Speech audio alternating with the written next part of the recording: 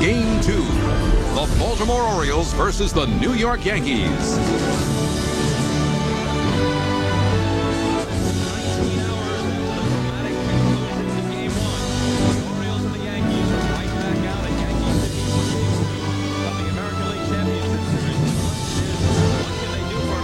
Game 1 had everything: drama, excitement, strategy, and of course, controversy.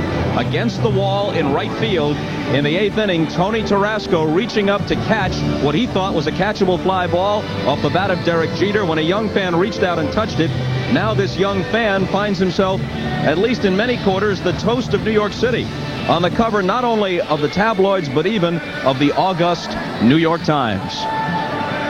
Welcome back to Yankee Stadium, everybody. Bob Costas with Mr. Baseball, Bob Uecker, and Hall of Famer Joe Morgan. We'll talk about the pitchers, David Wells for the Orioles, David Cohn for the Yankees, in a moment. But first, let's look back at the controversy and take a look at the play once more. You've all seen it many times by now, but since it happened live, you've probably seen it in slow motion every time. Let's watch it from 3 different angles at real speed, which is, of course, the speed at which Richie Garcia is looking at it, the umpire, trying to make what seems, in retrospect, an easy call, but might not have been such an easy call with the naked eye. There's no question he missed the call, but this is what he was looking at the time. And there's Tarasco all over him. Eventually, Davey Johnson would be tossed out of the game. Now, since then, Richie Garcia has had plenty of opportunity to watch various replays, so we asked him how would he call it now that he's seen it. The call probably would have been called fan interference, and then the plate umpire would have had to place the runners, where they would have made, or I could have called the guy out. Either one of the two, But that's, to say one or the other is very difficult because I didn't see it and I didn't react to it. So I was right up on the front step, and then when I saw the fan reaching over the thing, I was gone. I get out there pretty quick, and I was just wondering why there was no interference call. That's all. I was wondering about his positioning on it, and I was wondering if he was watching the fielder and not the flight of the ball, which you got to watch the flight of the ball, otherwise you won't see what happens.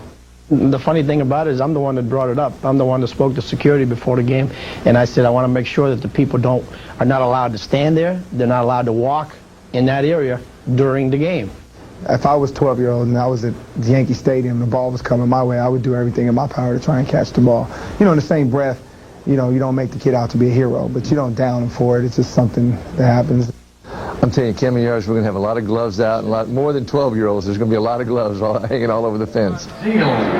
Davey Johnson in a surprisingly good mood a few moments before Game 2. Your thoughts? Well, my thoughts are I don't see how he could possibly call him out. He could have called it an extra base hit, but even he can't do that. The home plate umpire has to decide where the runner would have ended up had the ball not been caught. So the only play he could have called was fan interference and then let the home umpire place him someplace. Well, I thought it was an out yesterday. I thought Tarasco could have made the catch. I stayed up all night thinking how I might have played it. I've looked at this thing 25 times. It was an out yesterday, and it's an out today. Get a grip on yourself. Jim Gray is down beyond the wall in right field. Davey Johnson's protest of the game was not based on Rich Garcia's mistaken judgment. He based it on the fact that fans are not supposed to be that close to the wall. There's a buffer between the wall and the first row of seats, and Yankee security was supposed to keep fans away from there. Jim Gray is standing there now. Jim?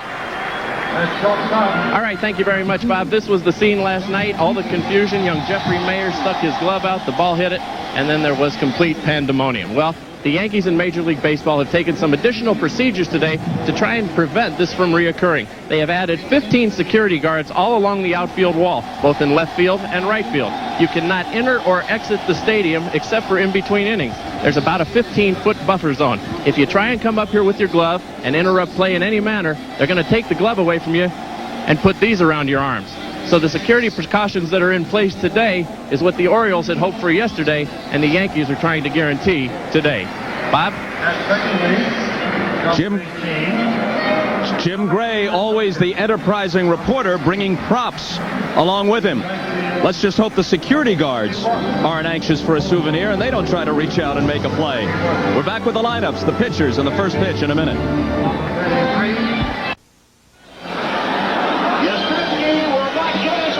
It's not quite as beautiful a day as what we experienced yesterday for Game 1. In fact, there was more rain overnight, a steady drizzle for several hours, and the outfield is in worse condition than yesterday.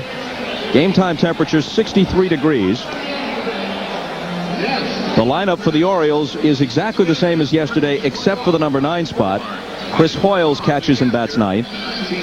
Mark Parent went 1 for 5 in a starting role, hitting in the 9th spot and catching yesterday. David Cone, the 1994 Cy Young Award winner in the American League when pitching for Kansas City. A combined 18-8 between the Blue Jays and the Yankees a year ago.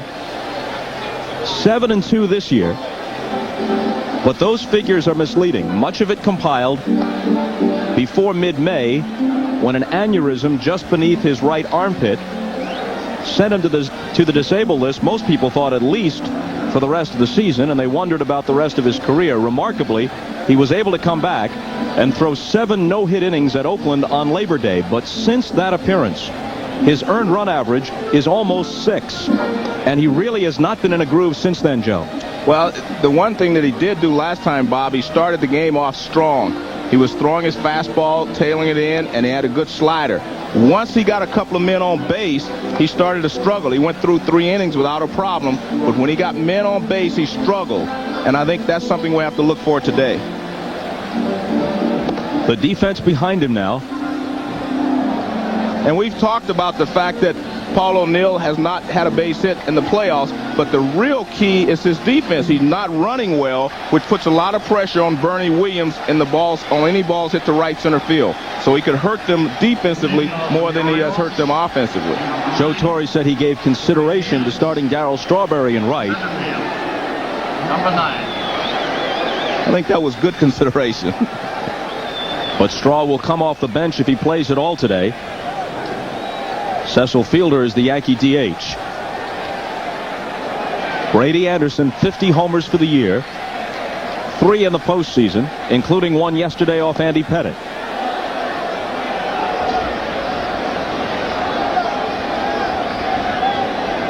Those 12 home runs leading off the game broke the mark set in 1973 by Bobby Bonds. 2-0. Dale Scott is the plate umpire. Mike Riley at first. Dan Morrison at second. Rocky Rowe at third. Rich Garcia has the left field line today. Larry Barnett in right. Swinging on the 2-0 pitch. Anderson fouls it out of play. David Cone was not effective in Game 1 of the division series against Texas. Worked 5 innings, gave up 6 runs, took the loss. He also didn't pitch to his own standards in the division series last year against Seattle. He has plenty of postseason experience with the Mets, with the Blue Jays, and with the Yankees, and there you see his overall record. But he's one of the game's most intense competitors. 2-2 to Anderson. And he is burning to turn in a classic David Cone-style performance today. Well, the first couple of fastballs that Brady Anderson has had whacks at have both been in the 90-mile-an-hour range, maybe even a little bit more. He's been tardy on 2 of them. But as you said, Cone really in postseason thus far, Bob, has not been sharp. A full count to Anderson. Cone throws that fastball with late movement. He throws a biting slider when he's right, might be the best slider in the league. Mixes in the occasional curve and changeup, often from different arm angles. Struck him out. That is the first time I've seen him pitch Brady Anderson like he's a 50 home run a year man. He threw him a 3-2 changeup. I mean, this is a beautiful pitch. Look at it. When the bottom falls out, Brady way out in front. Normally they come with a fastball, but I think you have to give Brady Anderson the respect that he deserves. You have to do this to him occasionally. Tells you a little bit something about David Cone here in the opening inning, Joe, that he's got a little bit of confidence in something off speed.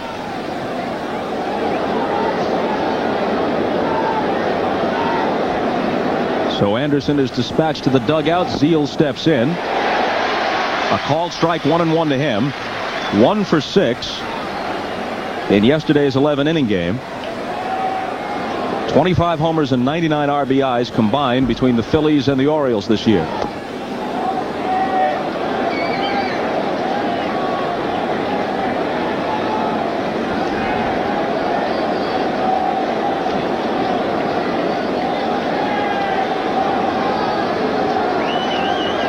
The 2-1 pitch misses. 3-1. Game 3 tomorrow night at Camden Yards. Jimmy Key, the Yankee left-hander. Mike Mussina, the Oriole right-hander who won 19. Zeal with a 1-out walk. And the boos, of course, are for Roberto Alomar.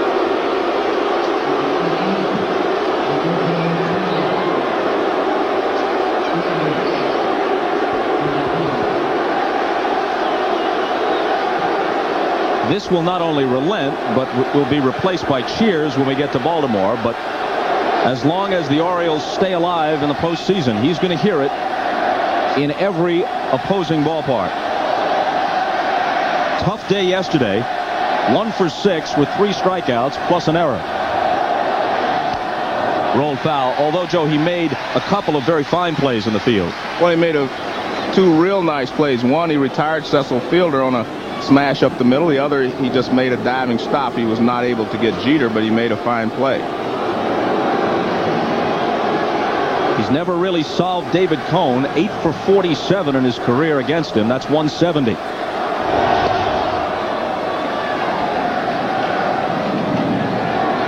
What Alomar did was, of course, reprehensible, spitting in the face of John Hirschbeck. When the American League levied such a lenient penalty, however, a 5-game suspension, not to be served until next April, that really set off the public furor. Hop back of second base, Jeter out, Bernie Williams in, and shallow center for the catch. It's really the combination of the act and the slap on the wrist penalty that has made this such an issue through this postseason.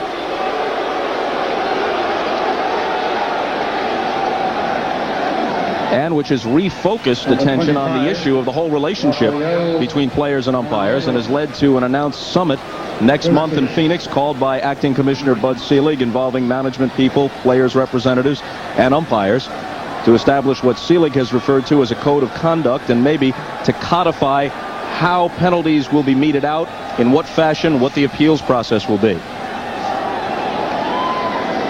Palmeiro, 3 for 3 with a couple of walks. Had a home run yesterday.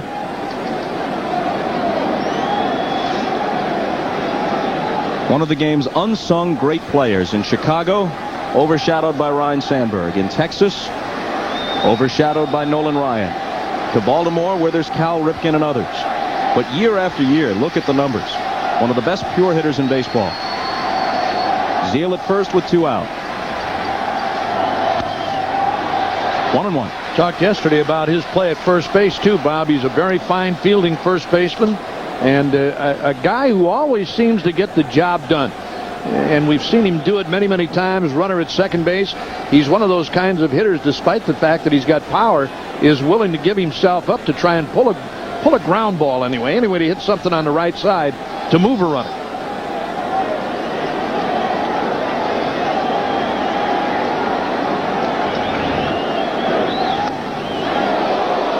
Two balls and a strike.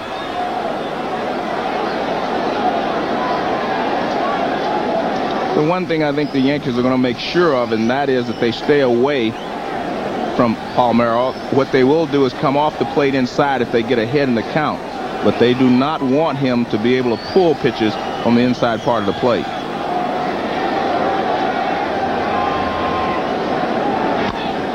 Pulls this one foul. I think they're a little lucky there. That was a change, a little off speed, and he got a little bit out in front. See, the target's actually outside. The pitch comes inside, but because it was an off-speed pitch, Palmeiro was out in front, and he says, how far did I hit that one?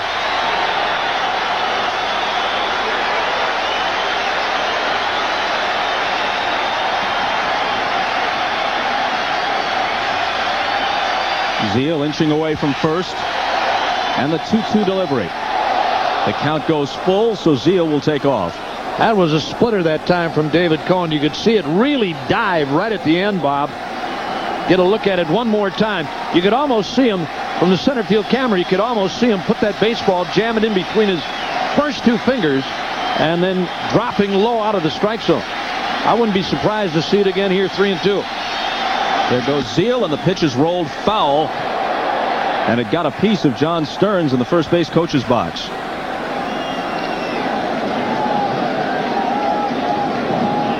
Well, John Stearns was a catcher, but he's helping the runner. And they called him Bad Dude when he played over at the Mets. John Bad Dude Stearns. Former football player, University of Colorado, I think. I guess that's why they called him Bad Dude.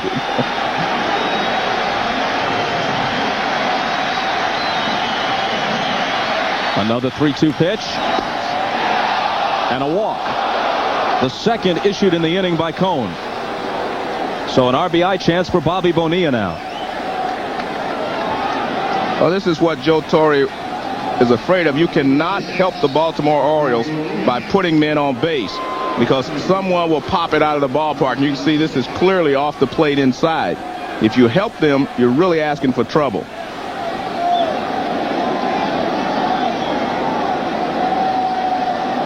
Zeal at second, Palmeiro at first. Each aboard on a walk. Bonilla was 0 for 4 yesterday. Left the game with a bruised shoulder after crashing into the fence trying to make a catch. And no sooner had Tony Tarasco replaced him in right than all heck broke loose on the fly ball by Jeter, which was ruled a home run. Cohn falls behind 2-0. And again, Bob, he's been behind 4 of the 5 hitters that he's faced here in the opening inning. Pitch count getting up around 25 now.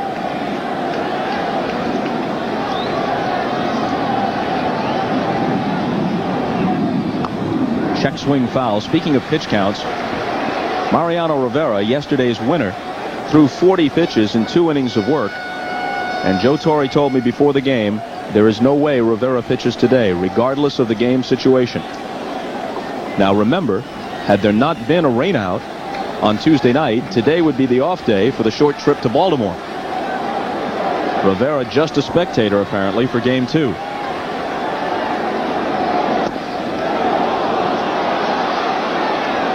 But 3-1. And watching Cohn, Bob, it seems to me that he's really making a conscious effort to keep the ball down.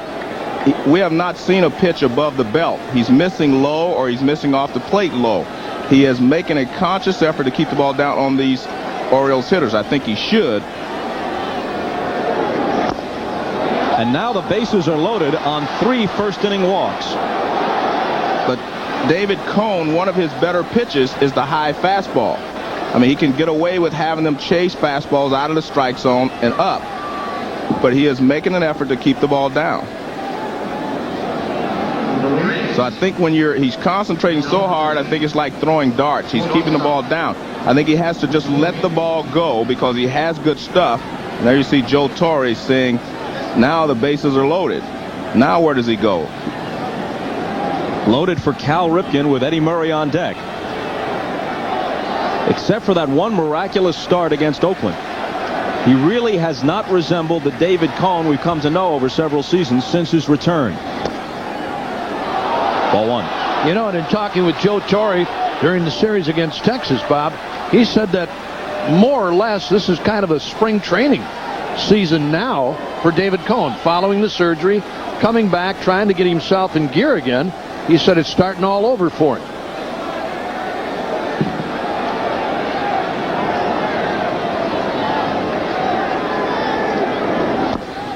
Two and 0. And as Joe said, he's downstairs on everything, whether he's making a concerted effort to do that or not. That's where he's missing. Better to miss down there than upstairs with a breaking ball especially. But sooner or later, you got to get one around there to have somebody offer. Now a dangerous pitch coming to Ripken, who was 2 for 5 with a double yesterday and is hitting .435 in the postseason. Took a rip and fouled it back. Well, I think that's what David Cone is going to have to do. He's just going to have to let it go. I mean, he's going to have to say, see how good my fastball is today. Let me see if they can hit it. Because it doesn't do you any good to continue to miss down low and stay behind in the count.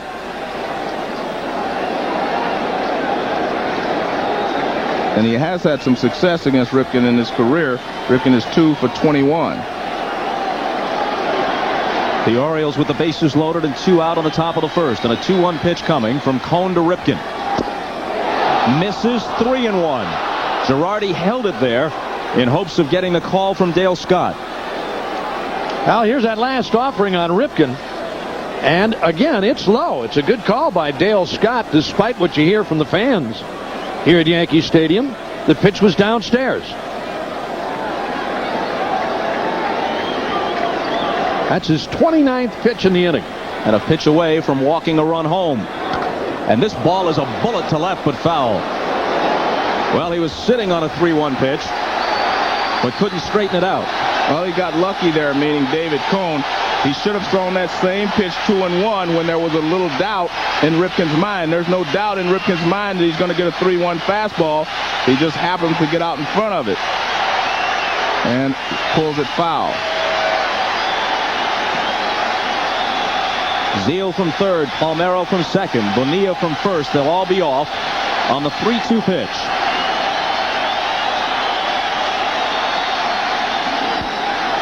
And they'll have to come back. There's a gutsy call by Chris Hoyles on that pitch. I should say on Joe Girardi, that was a split-fingered fastball, 3-2. He's walked 3, and with a chance to force a run here with a walk, he throws the splitter. There's nothing a manager hates worse than walks.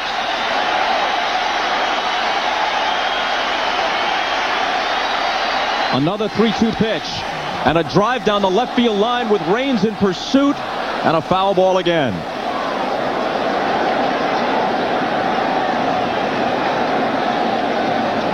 Joe Torre would not nearly be as upset as he is if these base runners had all reached base by hitting a single. But again, he gets lucky because Ripken's hitting these balls hard, and this one just starts to hook right at the end, and it ends up in foul territory.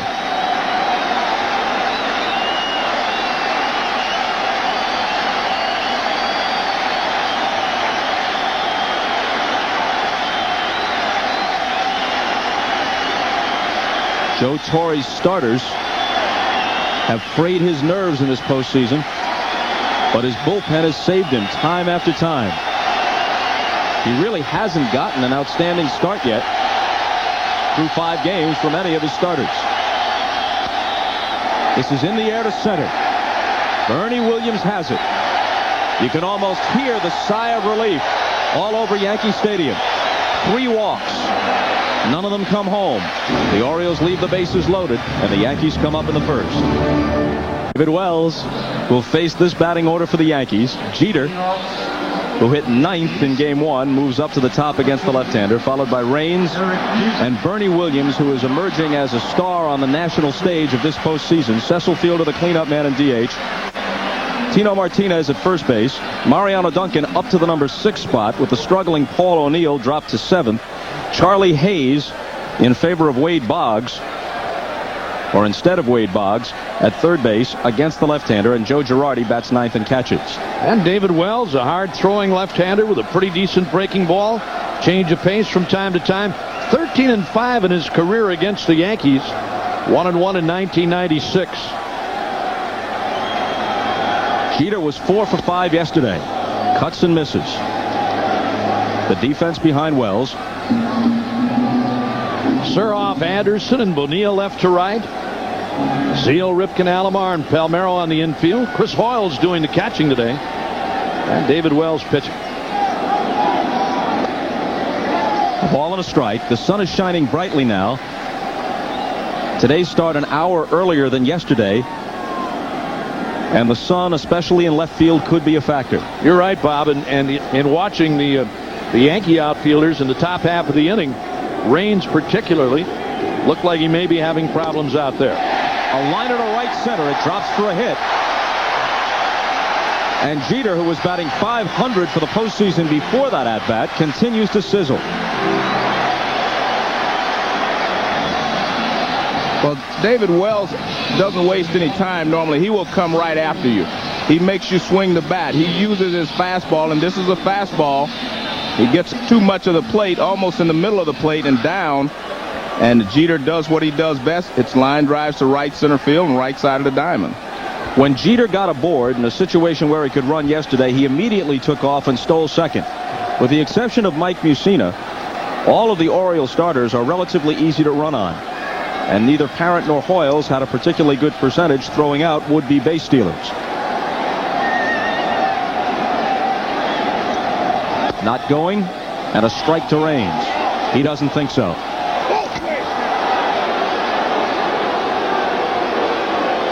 Now, Timmy thought the pitch was low, and when you're speaking of Hoyles, he also has a sore shoulder, so I wouldn't be surprised if they try to test him early and often today. And there's the pitch. Could have been a little low, but you see Hoyles raise it up. Usually that will be the indicator what the catcher does.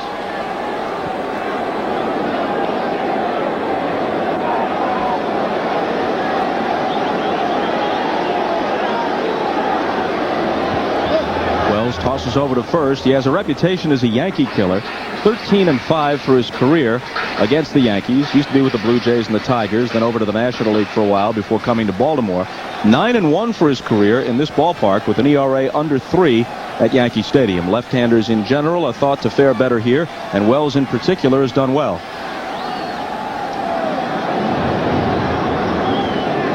Oh, 1 pitch, a line drive over the leaping Alomar. And stopping at second is Jeter. So back-to-back singles in the bottom of the first, and the Yankees have 2 on with nobody out. This fastball is really tattooed by Raines, and almost a great leaping catch by Alomar. Once it got by him, Jeter had ideas of going to third, but wisely held at second. Here it is again. He hit this ball very hard, and Alomar almost with a leaping backhanded catch. Anderson quickly to the ball to hold Jeter at second.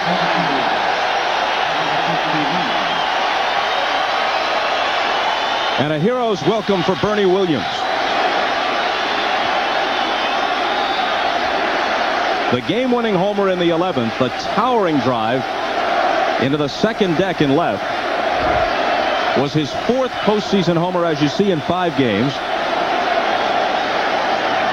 Hiking his average against Texas and Baltimore to .474. He hit .305 for the regular year with 29 home runs.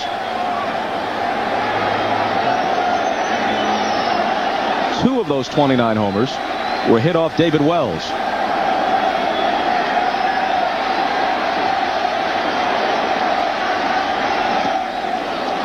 Ball 1. It will be interesting to see how the Orioles attack Bernie Williams from the right side. He hit the ball out over the plate for the home run yesterday. Does Wells thinks he's throwing hard enough to get inside is the question. He likes the ball out over the plate. Cecil Fielder on deck. Low 2-0. As we mentioned, Wells has generally done well against the Yankees, and especially here, but his last time out in this ballpark, he faced David Cone, and both of them were hit very hard. Cone coughed up a 6-1 lead. The Orioles eventually won the game 10-9, neither involved in the decision.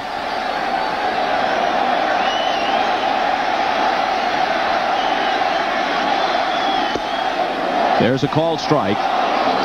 Wells started game 1 of the division series when the Orioles got the jump on the Indians at Camden Yards, worked 6 2/3 and got the win.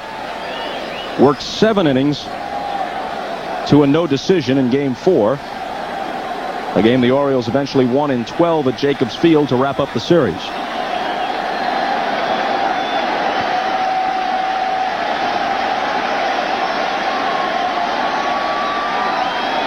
His 2-1 pitch coming to Bernie Williams, but now he steps off.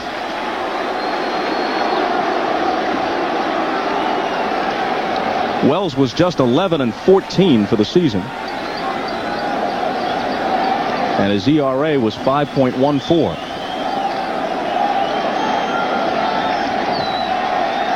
The Orioles, though, often have enough offense to overcome that kind of pitching.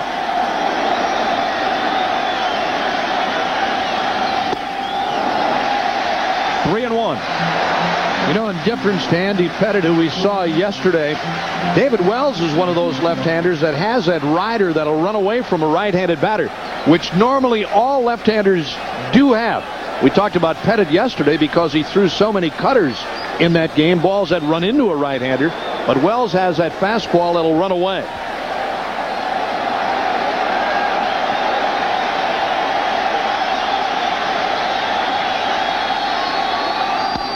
And a liner to right, a third consecutive hit. Jeter being waved home by Willie Randolph. He scores. The Yankees lead 1-0, and Raines slides in at third.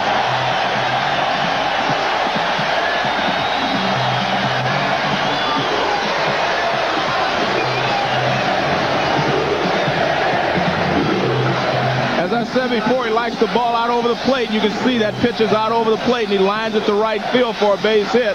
They had come inside twice, but then they go away, and that's Bernie Williams' strength right there. He can handle the ball better out there. He can either pull it or go the other way if he wants.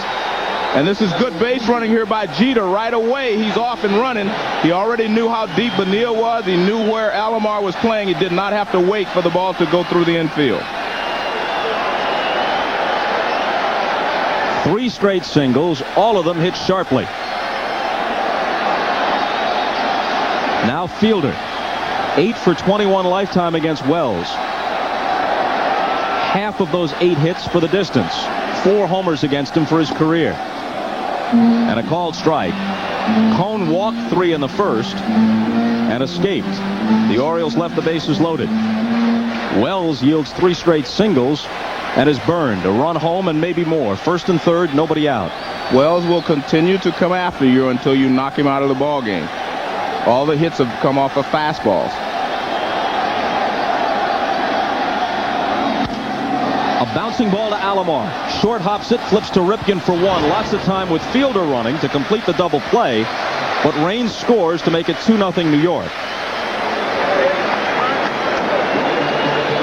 I tell you, this is not an easy hop for Roberto Alomar at second.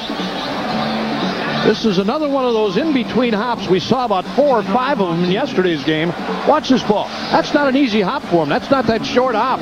He makes a nice play. Easy toss to Ripken, and then Ripken's throwing plenty of time. Look at this hop. That's a tough hop. That's a tough in-between hop for any infielder. I don't care who it is. He played it nicely, and they turned the 4-6-3 double play. Now the base is empty as Tino Martinez bats and takes high for ball 1. You're right about that play, Bob. Any infielder will tell you, I either want to catch the ball on the short hop just as it's coming off the ground, or the big hop when it's up at its highest point.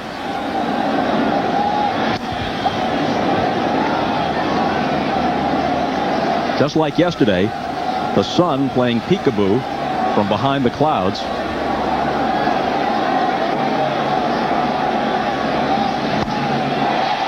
Left center field. Anderson and Surhoff, and it's B.J. Surhoff who makes the catch. But on 3 singles, the Yankees put together a couple of runs and give David Cone a little breathing room as he heads out for the second. Hear about how tough the sun can be here in New York in October. Tim Raines, just before he went out to left field, there you see him. Tough sun field, left and center. Paul O'Neill and Bobby Bonilla, no problems in right. There you get a look at it. That's what they're looking into on fly balls. Cone back to work in the second, facing Eddie Murray, and starting him with ball 1. Let's see if Cone changes his approach. He has a 2-run lead now. Let's see if he challenges a few more hitters up into the strike zone. That one was up, and Murray couldn't catch up with it. Well, he looks like he has a good enough fastball to go up there, but whenever he throws and the ball's low, he doesn't have much on it. He's trying to sink it and take a little off. That's what you want to do. He throws that pitch right by Eddie Murray.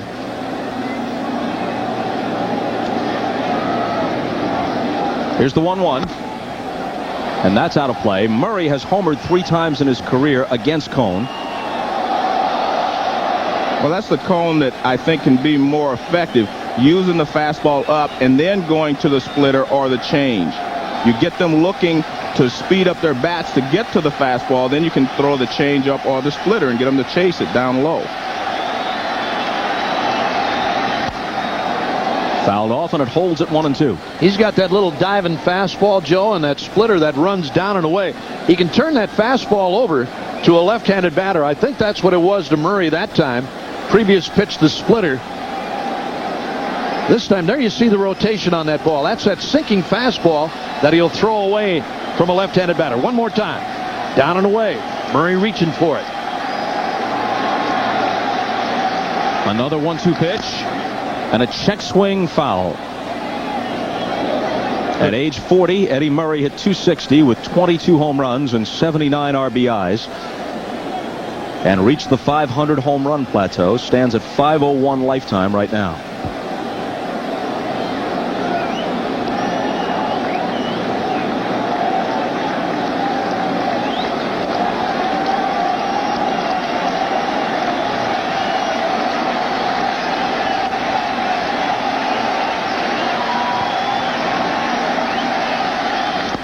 Struck him out.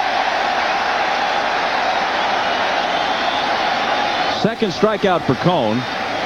The Orioles fan a lot.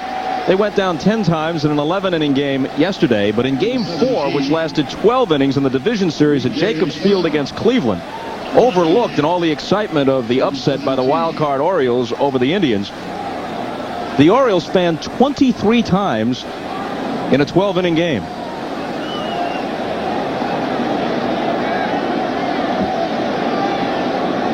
B.J. Surhoff bouncing it to Martinez. A tough hop, but he handles it for the unassisted putout.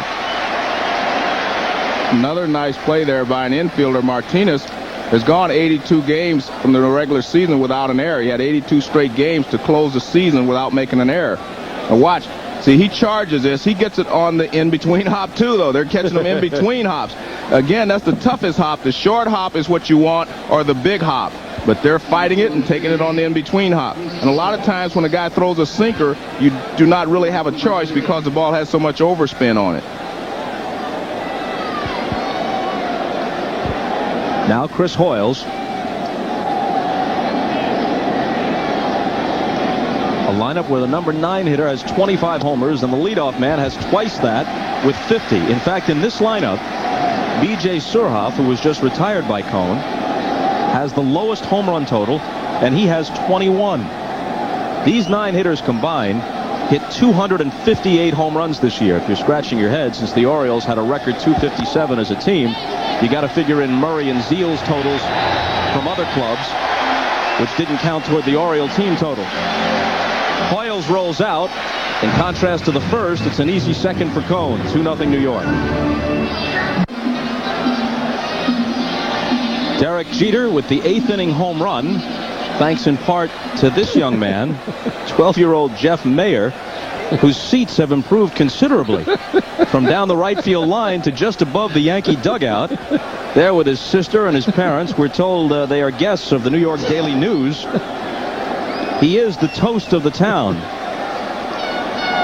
Of course, had an Oriole hit that ball and had it been a Yankee beneath it, I'm sure a kid's instincts would have been the same. Hey, look at this. I got a chance to catch a ball at a big league game. And then had he interfered, instead of being the toast of the town, he would have been toast.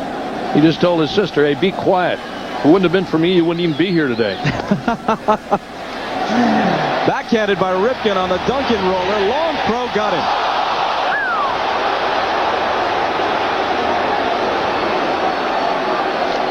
That is one heck of a play by Ripken. And a very close call at first base. No argument from Pedro Cardenal. Here it is again. Ripken with a patented backhanded play for his shortstop. Sets himself, gets off the throw, and a very, very close play at first. One more time. Here it is again.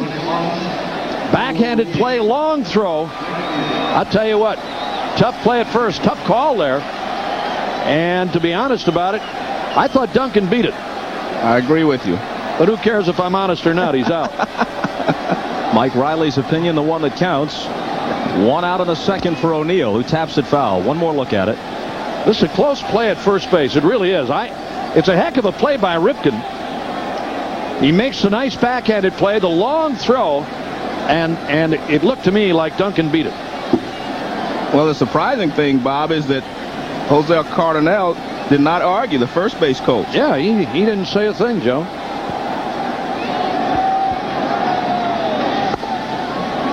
A ball and a strike. One more thing about the play last night, and then we'll let it go and put it into the history books.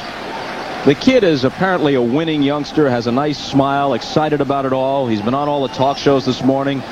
It's on the front page of all the newspapers, and you can't deny his exuberance. A liner off O'Neill's bat actually split the bat in two, but there's a base hit for him. And there's something about a kid taking his glove to the ball game, playing hooky from school for an October World Series or playoff game. You've got to have a heart of stone not to feel affection for that. But that having been said, all these people who are calling him a hero, if that ball had been hit by an Oriole and exactly the same play had happened, or if Garcia had seen it differently and called interference on the play, and Yankee fans then said, well, at least it would have hit the wall and they took a double away from us at least, and they call the guy out, then it wouldn't be so cute. You're right. And the thing has become excessive with all the attention that it's gotten, and after all, you just don't want people interfering and affecting the course of the ball game, no matter how cute they are. Let me add one more thing, Bob, and then I'm done with it. If the Yankees go on and win this thing, this kid probably winds up with a full share in a ring. And might deserve it as much as you deserve your share in a ring from the '64 Cardinals. You love my zircon? Charlie Hayes with an 0-1 count.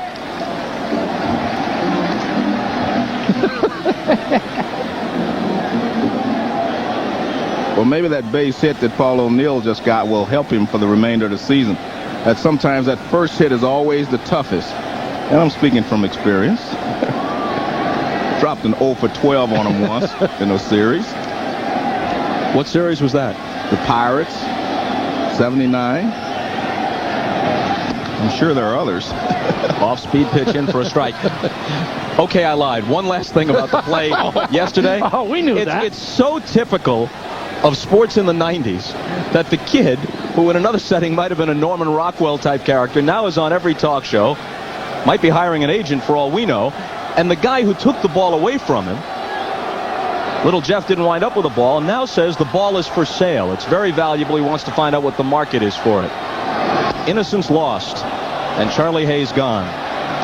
Beautiful curveball there from David Wells. David Wells is basically a fastball pitcher, and he comes after you, and Charlie Hayes is sitting there waiting for that fastball, and he gets an overhand curveball, and he is called out by home plate umpire Dale Scott. And watch this. This is a big overhand curveball. Look at the rotation there. Real good tight spin. Ball drops right off the table. May not have been able to hit that one even if he was looking for it. I might have had a little problem with that one myself. I was just thinking of that.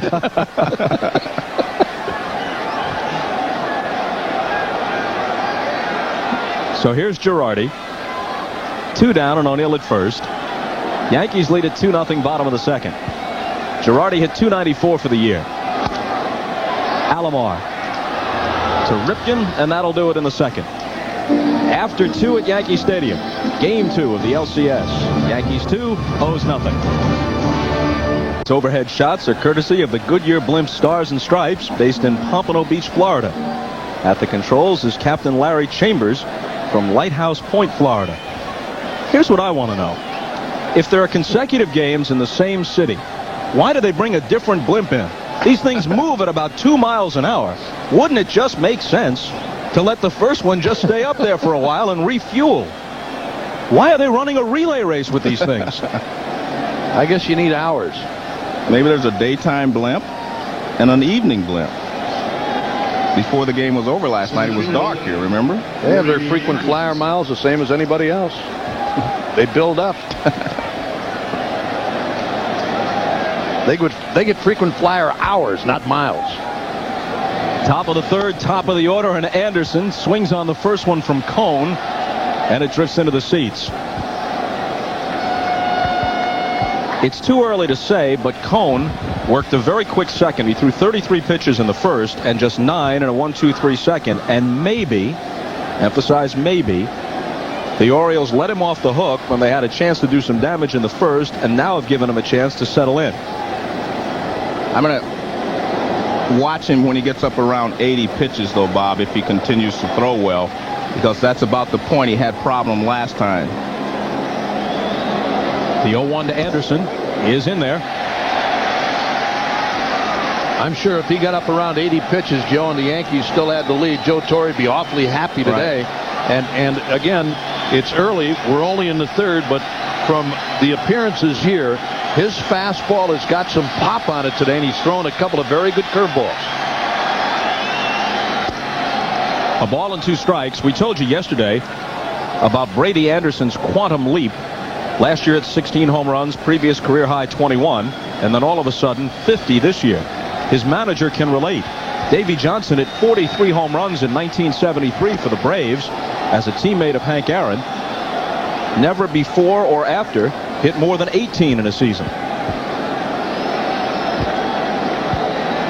We've always said hitting is contagious. He got over there and watched Hank Aaron and tried to emulate him.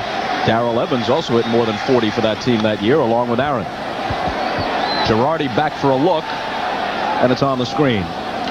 Good pitch there by Cone. That's the fastball we're talking about, up a little bit and also in. Wasn't much Brady Anderson to do with it, and he tried to pull his arms in to get to the ball, and he ended up popping it up. Now watch where this pitch is. It's supposed to be down and in, but it's up and in right there, and Brady, not a lot he could do with it. It looked like he got there, but there wasn't much he could do with that pitch. The other thing, too, Joe Girardi, the catcher, never gave up on that ball. There's a lot of room behind home plate here in this ballpark, and he thought he had a chance and almost did. Full count to Anderson, who struck out to lead off the game. And we might remember on a 3-2 changeup, this is exactly the same count he had. He threw him a 3-2 changeup, and that has to remain in the back of the hitter's mind.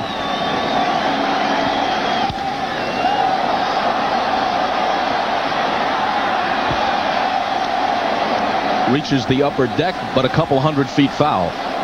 Joe, one of the interesting things about Brady Anderson, and you hear hitters talk so many times to youngsters and younger hitters about not having to hold the bat down on the end, right down on the knob to hit with power. Watch Anderson here. He chokes about 1.5 inches. Look at that. Well, there's the 4th walk issued by Cone, and he gives it to Anderson leading off in the top of the 3rd. Tomorrow night in primetime at 8 Eastern, NBC Sports continues its coverage of the ALCS. Game 3 with the series shifting to Camden Yards, 8 Eastern, 5 Pacific on NBC.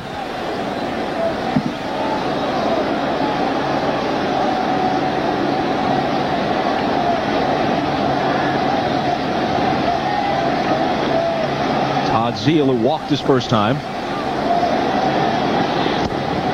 takes strike 1.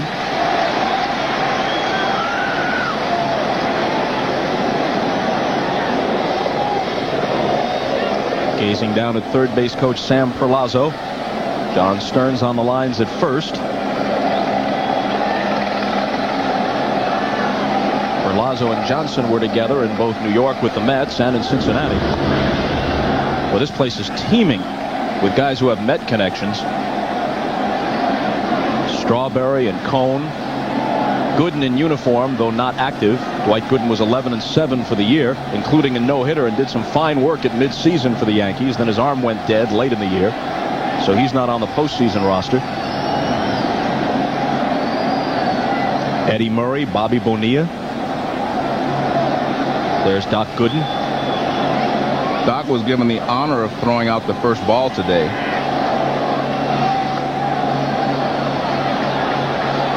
Had an MRI a couple of days ago, and they found nothing terribly serious, and they expect him to be back on the team with every chance to be in their rotation next year. But he just didn't have anything left in the last 6-7 weeks of the season. I think Bobby missed 1.5 years, and you didn't have the arm strength. After you get up to around 150 innings, the arm strength is gone.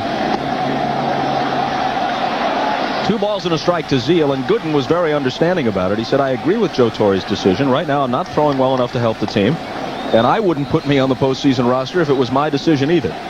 Well, I think he's also appreciative of the fact that he was given an opportunity to pitch again by the Yankees, and you can't say anything bad about them. They gave him the opportunity, and he has to be happy to be here. George Steinbrenner has a fondness for reclamation projects. 3-1 now to Zeal. Sometimes they work out and sometimes they don't. Very few people around baseball would have given Gooden a shot, and for the most part that panned out well. Matter of fact, Bob, that was the word around baseball. Hands off. Problem. And Steinbrenner rescued Darryl Strawberry from the St. Paul Saints when nobody else was interested. They may get him. Oh, he dives back safely. Not by much. This gives you an indication that maybe they were going to play hit and run here. You see the happy feet of Brady Anderson. He starts the wrong way, and the throw doesn't get there in time. You can see he is on the bag when he gets tagged on the elbow. But see, he had started towards second base, but he gets back safely. He's going, and Zeal with a long drive to left that could tie the game, and it will. On the 3-1 pitch, constantly pitching from behind, finally catches up with Cone. And Todd Zeal really needed that. He ended the regular season in a terrible slump. Just had a few measly singles to show for the postseason up until that swing. Al, again, Bob, you hit it right on the button. I mean, pitching constantly from behind, sooner or later somebody's going to nail you. And especially if facing this Oriole lineup, I mean, from top to bottom they can hit you, and hit you hard, and hit you deep. And that's what Zeal just did. Here it is one more time. That ball right down the pipe, and he hit it hard. Raines went back, took a token look, and watched it go. Now a swinging strike to Alomar.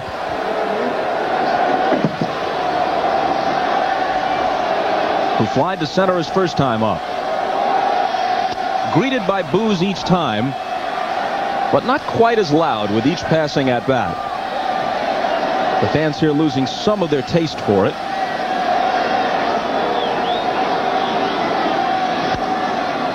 Fouled off 1-2. Bob, I still believe that baseball fans are the most forgiving fans in the world.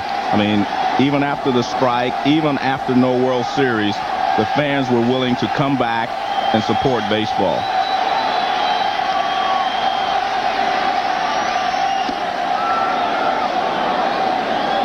And after Alomar did what he did, as terrible as it was, he couldn't change it. So since then, he's done what he could do.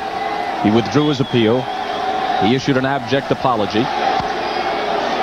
That's in the seats foul. John Hirschbeck, the umpire, with his wife at his side, issued a public statement saying that he wants to put it behind him, that he accepts Alomar's apology. That doesn't lessen the severity of the incident, but that's about all the respective parties can do at this point. I think the one thing, he reaches for this, hits it softly into right, and O'Neill gets there. I think the one thing that helped the situation here with Alomar, Bob, is the fact that the Yankees won last night. And they're up 1-0, and it does take a little heat off of Alomar. Had that game gone the other way yesterday, it may have been a different story with Alomar today. I'm glad it's getting over with. The fans in a more forgiving mood with their team ahead 1-0 in the best-of-7 series.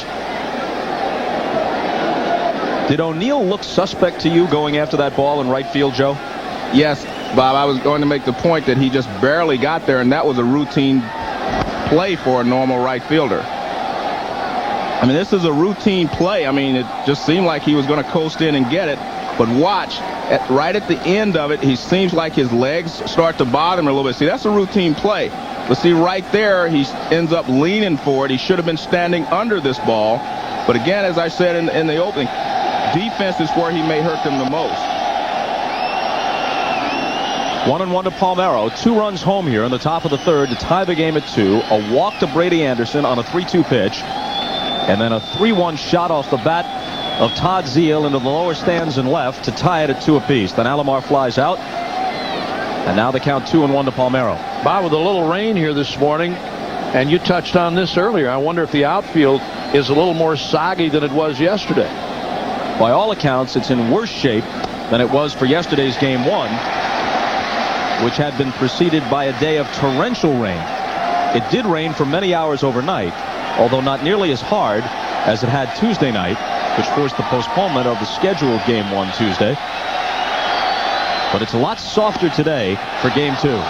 Another full count.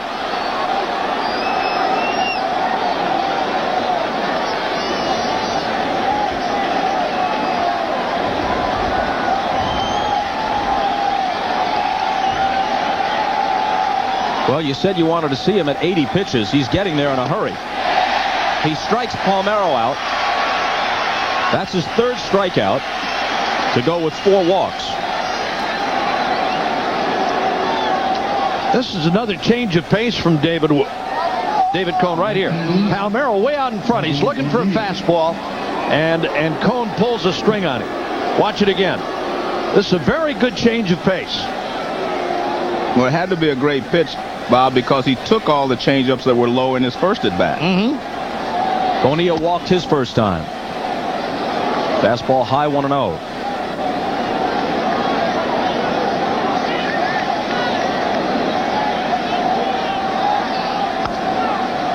Bobby Bowe with the low postseason batting average, as you saw, but he does have a couple of home runs. Hit against Cleveland in the division series. He launched 28 for the year in the course of driving in 116.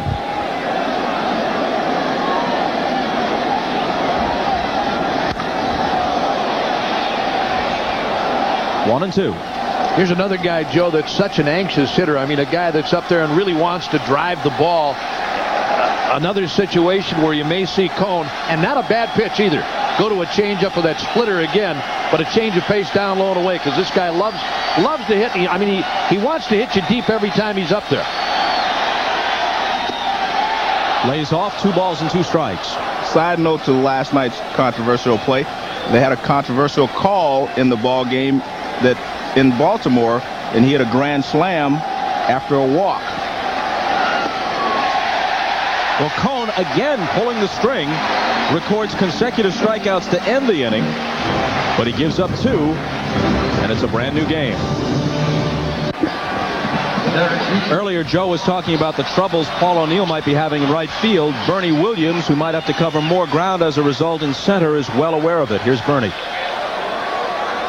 Yeah, I've been looking out there a little bit more, but we always keep communicating a lot during the game, and I know the balls that he cannot get to, and he knows the ball that I cannot get to. So we keep talking through the game a lot. So it's gonna be a little bit harder now, because I know he can't be as mobile as I would like him to be. Derek Jeter starts it in the third against David Wells. 0-1 the count, and now Wells ahead of him, 2 strikes.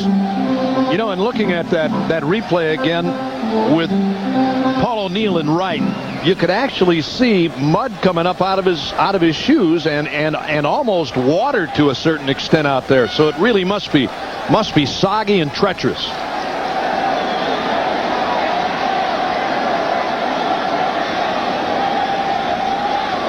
The 0-2 pitch.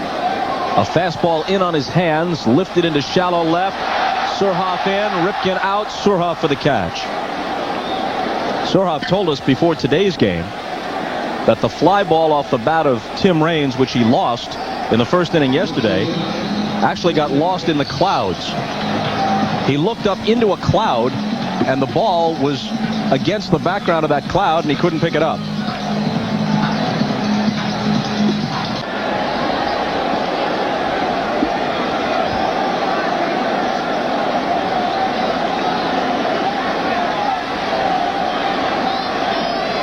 Now Tim Raines, who singled his first time.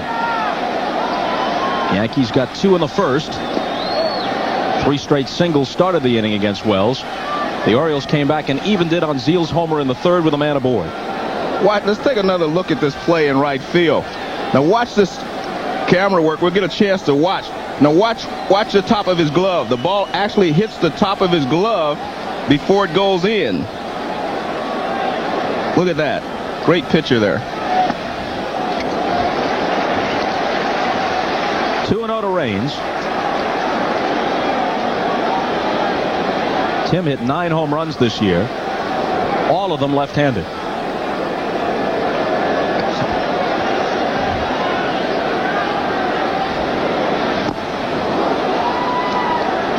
Two and one. David Wells was coveted by the Yankees prior to this season. One story had them possibly offering Mariano Rivera to the Reds for him.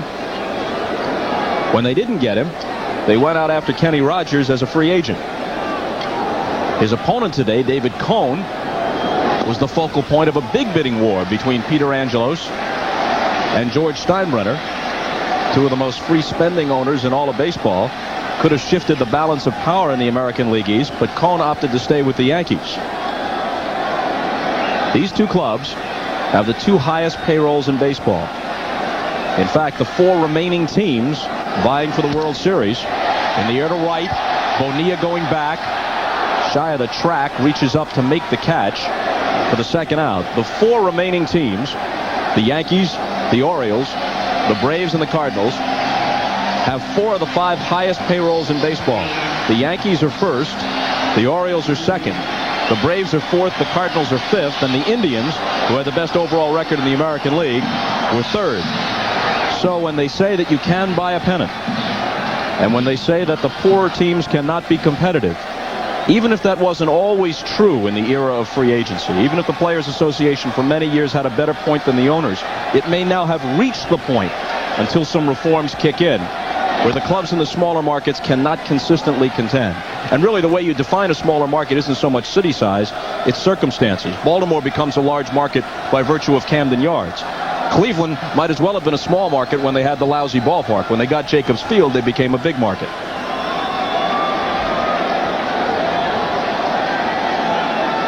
Bernie Williams behind on the count 0-2. He singled his first time up and drove home a run. Talked earlier about David Wells having a very good breaking ball. Watch the rotation. Watch the spin on this curveball. It actually winds up in the dirt. Here's what Bernie Williams sees. Low breaking ball dug out by Hoyles. But when Wells is right, he throws hard and he's got a very good curve. There's another.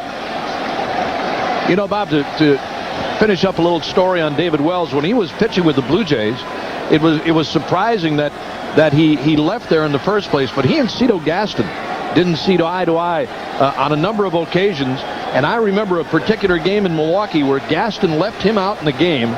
I mean, to take a real battering. He left him out there for about 14 or 15 runs because Wells had complained his start before. And Gaston said, well, one way or another, I'm going to show you who's running the show here. And I remember that game because Wells was standing out there, not saying it, but you could see in his eyes, please get me out of here, man. Get me out.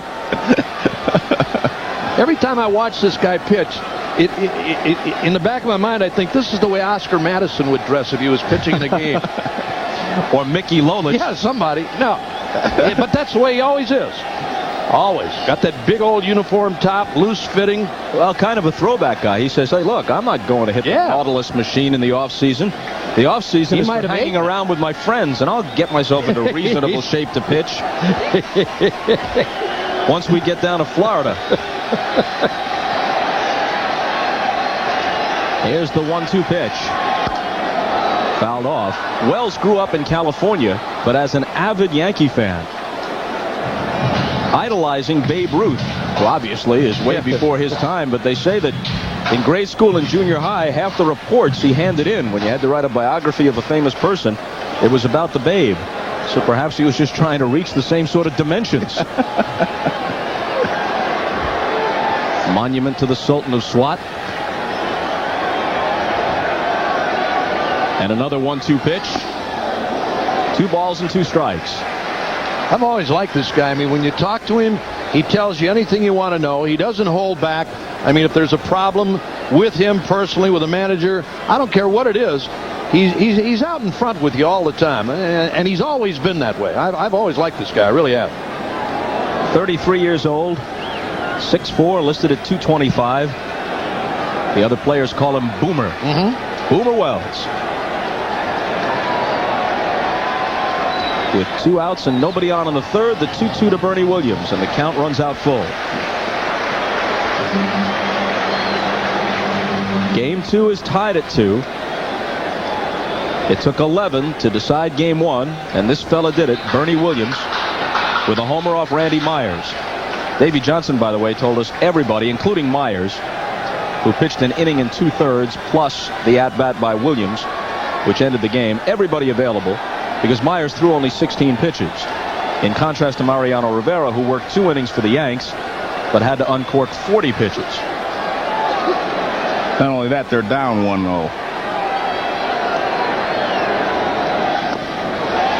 Williams with a 2-out walk. First walk issued by Wells. And here's how last night's marathon ended.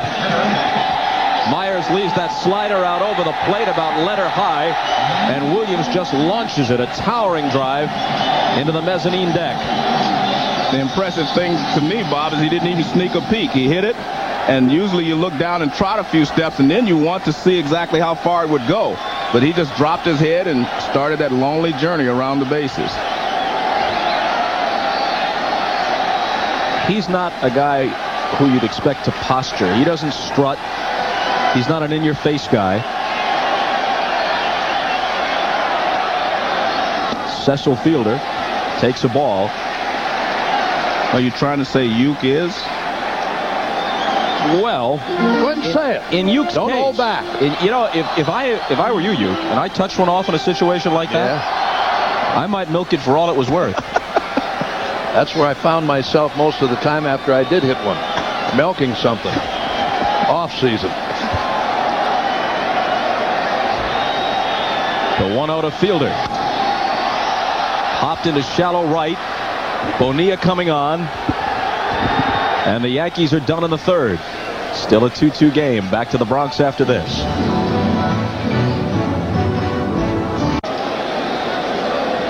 Back to Yankee Stadium and on to the fourth. 2 runs, 4 hits. No errors for New York. 2-1-0 for Baltimore. Their only hit, the 2-run homer by Todd Zeile in the third. Ripken, Murray, and Surhoff to face David Cone here in the top of the fourth. Ripken flied to center to leave the bases loaded, ending the first, his first time up.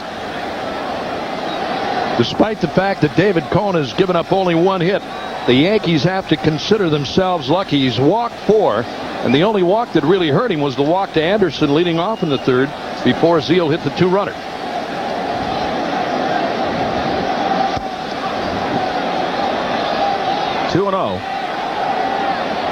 Even though it's a low run game, relatively speaking, 2-2 in the fourth, with the pitch count being what it is, it would be surprising if David Cone, even if the runs stay where they are, could get Joe Torre into the 6th or 7th. That was his 75th pitch.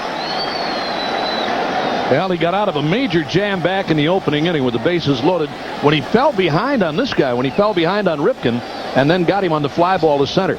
There's that last pitch, a strike right on the outside corner. On 2-1, here it comes. And Ripken couldn't catch up with it, 2-2. Again, if Joe Torre gets 5 or 6 innings out of this guy today, I'm sure he's going to be more than happy with the way Cone has been struggling. 76 pitches now.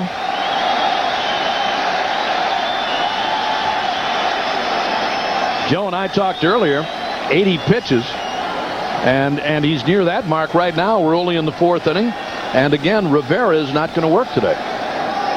Well, he's going to have to manage a lot differently today than he did yesterday, because he's going to have to go to the bullpen earlier than he really wants to.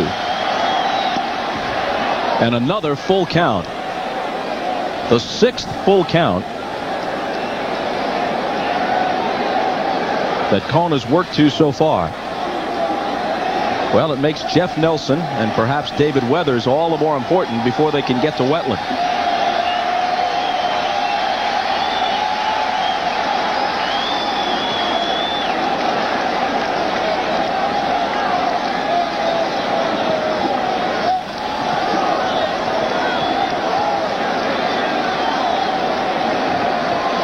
The lights are on at Yankee Stadium, although this afternoon has been a mixture of sun and clouds. Hit toward the hole and off the hand of the lunging Charlie Hayes, and Ripken with a huge turn before the ball is pegged back into the infield. Now Cal goes diving on his belly back into first. Little comedy action here. A line drive that Hayes couldn't handle. Now watch, it goes off of Hayes' glove. Derek Jeter had given up on the play. Now he tries to go back and get it. He can't. Ripken made a big turn at first base like he was going to second. Range comes up, fires a strike to second. Watch Mariano Duncan. He just catches it and tags where he thinks Ripken might be. Now he's looking for him. He says, where is he? Here's Ripken. He makes a big turn. He commits himself to second, but then he says, oh, no, I can't make it. And he's thinking they may try to throw to first base. He dives back, and Tino Martinez in the background saying, if you would have thrown it to me, I had him. People flopping all over the infield. So Ripken is on to start the fourth, and here's Murray, who struck out his first time.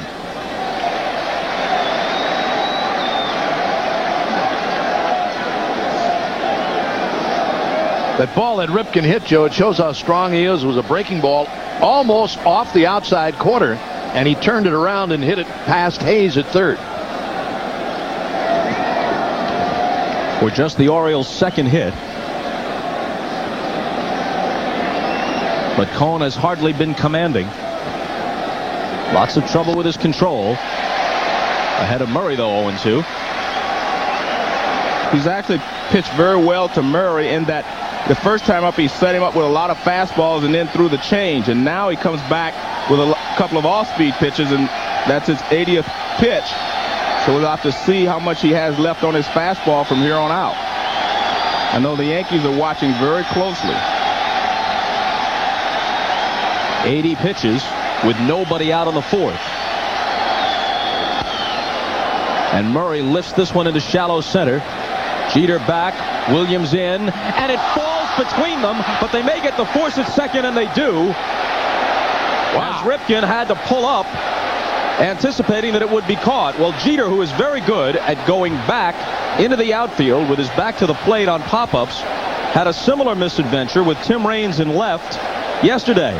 And here, either he or Bernie Williams could have handled it easily, and they both back off and it drops. It doesn't burn them, though. It's not scored as a hit for Murray. It's a force play at second base. Well, I think you hit the nail on the head when you said that he has the ability to go deep into the outfield, and he does that a lot. See, he could get out and catch it, but he's looking for Bernie, and Bernie thinks he's got it because he raises his glove up like he's going to catch it. But that's a problem when you do have as much range into the outfield as Jeter has. You know, Joe, until you hear that guy call, that outfielder call, it's your ball. Right. And Jeter gave up on that ball.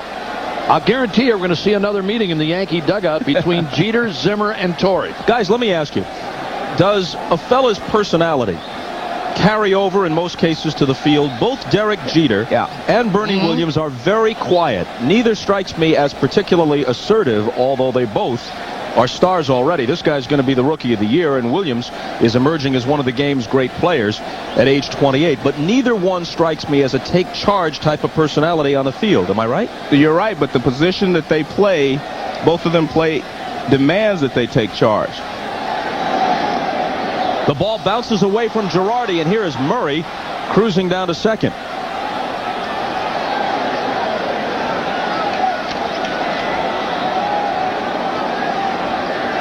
Here's that last pitch thrown by David Cone. Girardi tried to block it, got his body down in front of the ball, and had it hit off the heel of his glove, bounce to his right. He finally catches up to it, but Murray winds up at second on a wild pitch. You know, Joe, in that particular case, that's Jeter's ball. I mean, he was right there. He was right there. And you don't hear Williams calling. Rolled down to Martinez. Behind the bag, he takes it himself. Murray to third, but with two out now.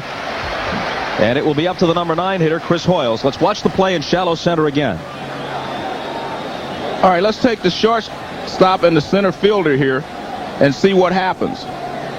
Now, as Bob Costas mentioned, see how quickly Jeter gets out there? He gets out there very quickly. Now watch him raise his glove right there. Now that tells Bernie Williams, I've got the ball. Oh, yeah. So you've got to make the catch. Don't raise your glove and then drop it again, because I'm sure Bernie Williams saw him raise his glove and he dropped it. In fact, I'll relay a conversation I had with Tim Raines about the play last night.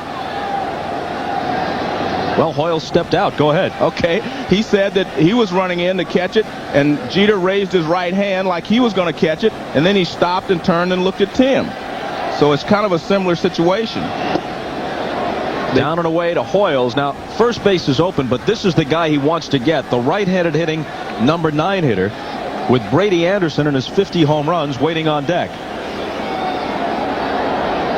2 outs in the 4th. Murray at third with the potential go-ahead run. In there for a strike. This guy's no easy guy either, though, Bob. He's hit 25 home runs. He's got excellent power. If there's anything that hurts Hoyles from time to time, it's his defense. Not so much receiving the ball, but enemy runners taking liberties against him. But again, to finish up that play, Joe, Jeter was right there. All he's got to do is turn around and make the catch. Hayes back of third. Across the diamond. The throw is true. And the Yankees are out of the 4th. It remains a 2-2 game.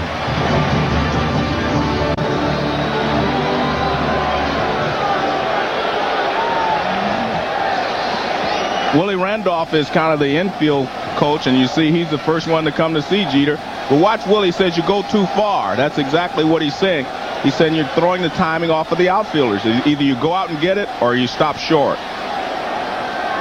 Bottom of the 4th, Tino Martinez against David Wells taking a ball. Bernie Williams also receiving some counsel. I wonder what I bet you, Bob, next year's spring training, what's the first thing you think they'll be doing out there? Hitting some fungos out into shallow left and shallow center. That's back in the seats. One of the keys to Yankee dominance when they've had their pennant-winning teams and contending teams, it's obvious in this ballpark, it's always been left-handed hitting. Ruth and Gehrig, Mantle a switch hitter, most of his at-bats left-handed, Reggie Jackson and others. Well, in this postseason, Tino Martinez, Paul O'Neill, Wade Boggs, and Darryl Strawberry. Boggs and Strawberry not in the lineup today. Ooh! Martinez is plunked and plunked hard. Gritting his teeth as he heads down to first. And he'll get some attention. Just to complete the thought, those 4 important left-handed hitters are a combined 143 on 9 for 63. Well, here's a fastball from Wells, and I mean, this is a good one. I mean, that's up, and I mean, that one's a good one. I guarantee you there's some stitches, prints on in his back right there. I mean, this gets him right on the 4. You want the quarterback to hit you right between the numbers, not the pitcher. Yeah, I mean, that one had some hair on it, too. Yep. When Joe says this is a good one, it doesn't necessarily mean for the hitter. Right. You know, in hanging around with you and other former ball players, both of you guys, I think at some level there's an almost perverse delight in some of the hardball aspects of this game and some of the war stories of the hits and the near misses, right?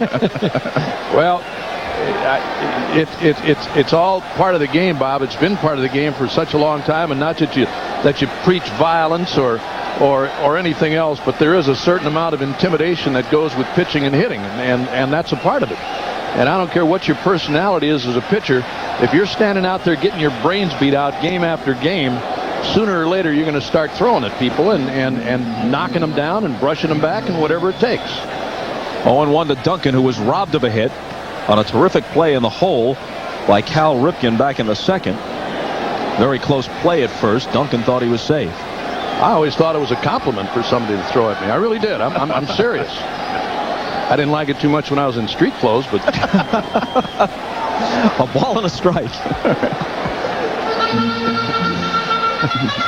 I've had pitchers say that they're not really throwing at the hitter. They just want to remind them that they're still out there. Yeah. You know, that you're not hitting off a pitching machine.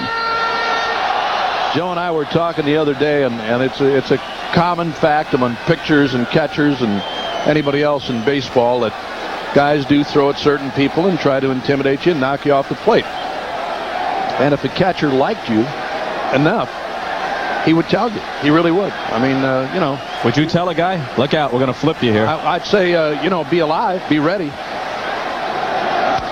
Duncan hits it hard. Zeal comes up with it. Pegs it to Alomar and on to first. And the Orioles turn a difficult and nifty double play. Nice turn at second base by Roberto Alomar. Nice play by Zeal. I mean, you have to get a good, accurate throw from the third baseman to turn this play. Zeal does a good job. He gets down on one knee, comes up with it. Now watch where the throw is. Perfect throw across the diamond. That's where you want it, right up there about the chest high. Alomar just turns it over. Nice play. Another close play at first involving Duncan. There it is, 5-4. And you see Alomar drop down a little bit. That makes the runner get down very quickly. And a ball to Paul O'Neill. That's a form of intimidation, too. Well, That's how you protect yourself at second base. Guys are going to come in and try to break you in half. The only protection you have is you get the ball quick enough. You have to throw at them and make them get down, and that's what Alomar did right there. That's why he dropped down sidearm. I haven't run into too many guys that like to get hit on a double play ball at second or a throw coming from a shortstop for a second baseman. As we watch this attempted takeout again, who was the roughest you ever had to deal with as a middle infielder coming in on a play like this? Well, there were several, Bob. There were a lot of guys. Usually the big guys who were the fastest. Dave Parker. 2-1. And Frank Robinson was my first initiation to the big leagues. We were both from Oakland, California. We just talked before the game, and I thought, you know, hey, this guy kind of likes me. First inning, he flipped me, and I thought I was dead out there at second base. And then I learned right away what Frank Robinson was all about. 2-2 to O'Neill. I'll never forget the story of Bob Gibson. Great pitcher and one of the most intimidating ever. The last pitch he ever threw in the major leagues in September of 1975 was hit for a grand slam by the Cubs' Pete Lecoq. Several years later, Gibson faced Lecoq in an old-timers game and hit him. See, that only surprised you. That was his surprise you, Kurt. Hey, it was his first chance to even the score. He never got another at-bat. Yeah, it didn't surprise the two me of at all. us. Nope. Well, I'll tell you, Bob Gibson was something. I had the luxury and the pleasure to catch him on a number of occasions, and everything they say about him is true. He was really something. Hall of Famer, a great pitcher. Wells works 3-2 to O'Neill, and it's fouled off. Very, very few were in Bob Gibson's class in terms of effectiveness, but almost nobody exuded the passion for the task that he did. When he was on the mound in those World Series games against the Yankees in '64, the Red Sox in '67, the Tigers in '68, when he struck out 17 in Game 1, I mean, you could almost feel his determination and feel his purpose burning toward the hitter from the mound. Another 3-2 pitch. And a 2-out walk.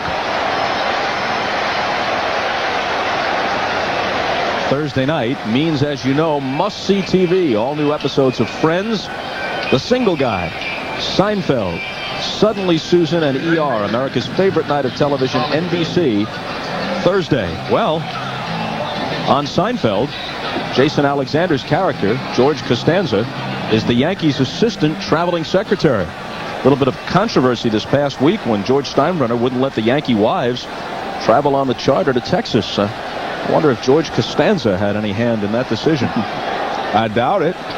Well, he wanted them all in individual Piper Cubs to, you know, just kind of a, you know, little formation job all the way down there. Hayes starting at third base instead of Boggs against the left-handers. Struck out his first time. Hits it well to deep left center field. Anderson over with Surhoff. Surhoff goes to his knees to make the catch. I'm not so sure he had a real bead on that ball, but the Orioles survive it. On to the fifth, and here's the Hertz game summary. 3 straight singles and then a DP groundout off the bat of Cecil Fielder produced 2 runs for the Yankees in the first. And although David Cohn was shaky walking the bases loaded in the first, he made it stand up until the third, when after a walk to Brady Anderson, Todd Zeal went deep. That tied it at 2, and that's where we stand now. The game summary brought to you by Hertz. For business, for pleasure. Nobody does it exactly like Hertz. While we have a chance, Bob, I want to tell you my favorite Bob Gibson story. My rookie year, Bob Bruce was a pitcher for the Houston Astros, and he said to me one day, he said, Bob Gibson is the luckiest pitcher in the league. He said, because every time he pitches, the other team doesn't score many runs. Yeah. Took that horseshoe to the mound every time. Every time. Right. Oh, he was something.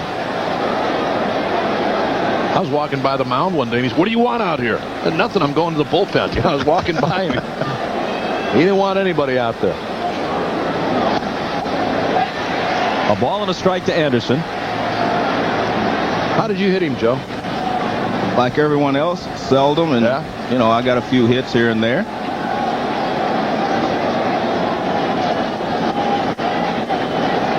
Anderson has struck out and walked. And Cone gets ahead of him 1-2. Good fastball first pitch, and then he follows that with this slow curveball, and he catches Brady Anderson off balance. So you don't have to throw 90 miles an hour every pitch to keep the hitter off balance. You just have to mix your speeds, and that's what he did here. He threw him a fastball in. Now he throws a slow breaking ball on the outside corner. Center field, Bernie Williams almost in his tracks. 1 out. Well, let's go back to the bottom of the 4th. And B.J. Surhoff, who has had some uncertain moments in these first 2 games, trying to line this one up and has to go to his knees to get it. Well, he makes a good catch. Halfway through the play, you saw him look over at Brady Anderson. But watch, I was not sure he caught this ball before it hit the ground, but I think you'll see he gets his glove underneath. Look at that big glove, and it works. Nice play there by B.J. He looked up, and Brady was nowhere near. He said, I've got to get it myself.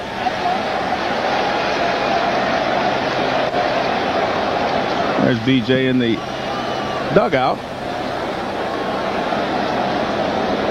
Former Brewer, of course, many years with them. Began his career as a catcher. Has played some third base. DH'd a bit in left field now. Eddie Murray handling the DH chores. Cone has been able to get the breaking ball over so far this inning. It's okay if you don't have your good fastball, if you can throw the breaking ball for a strike. 1-2 to Zeal. But if you miss with the breaking balls and you don't have a good fastball, you're really going to have problems because they're going to sit on the fastball. He's throwing just enough breaking balls for strikes to keep them honest. Up and in 2-2. Each club hit 2 home runs yesterday. Zeal's is the only round tripper today. But generally speaking, against the Yankees this year, the Orioles have not homered at their usual pace. Into shallow right, O'Neill coming on, and he makes the catch, and again, he is not running well. Now, you can see him hobbling, Bob. You're right. He's having trouble. You can see the wrap. You can see the wrap on the hamstring area on his left leg. And as he comes in for this ball, it looked for a moment like he might not be able to catch up to it.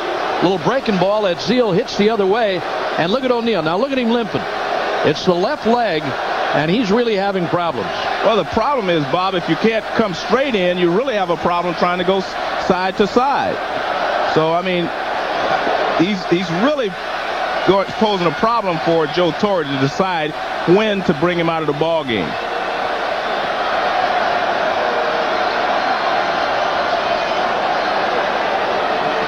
Alomar 0 for 2 today. That one floats in there for strike 1. He's 1 for 8 in the series. He hit .328 for the year and was as high as .410 in early June.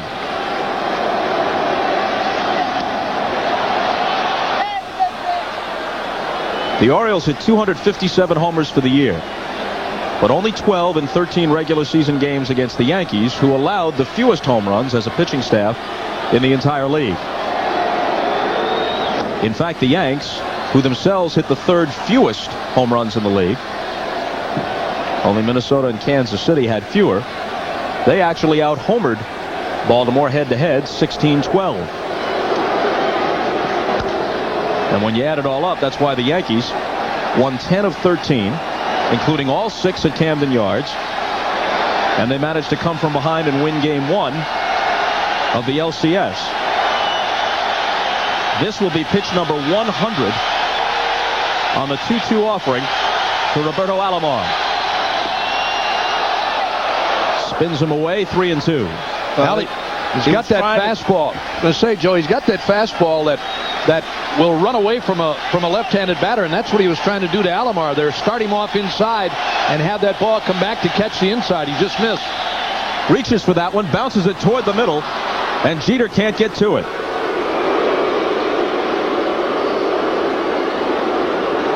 David Cone has gone to his breaking ball almost exclusively here this inning, and he's had success. And this ball is just a little chopper up the middle. Since it's a breaking ball toward the outside corner, Alomar does a good job of fighting it off and hitting it up the middle. And because Jeter was planning more towards left field, he wasn't able to run it down. So he just fights that off.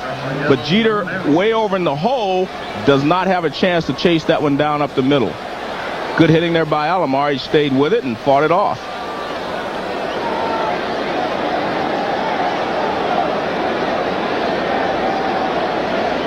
Now Palmeiro, who's walked and struck out.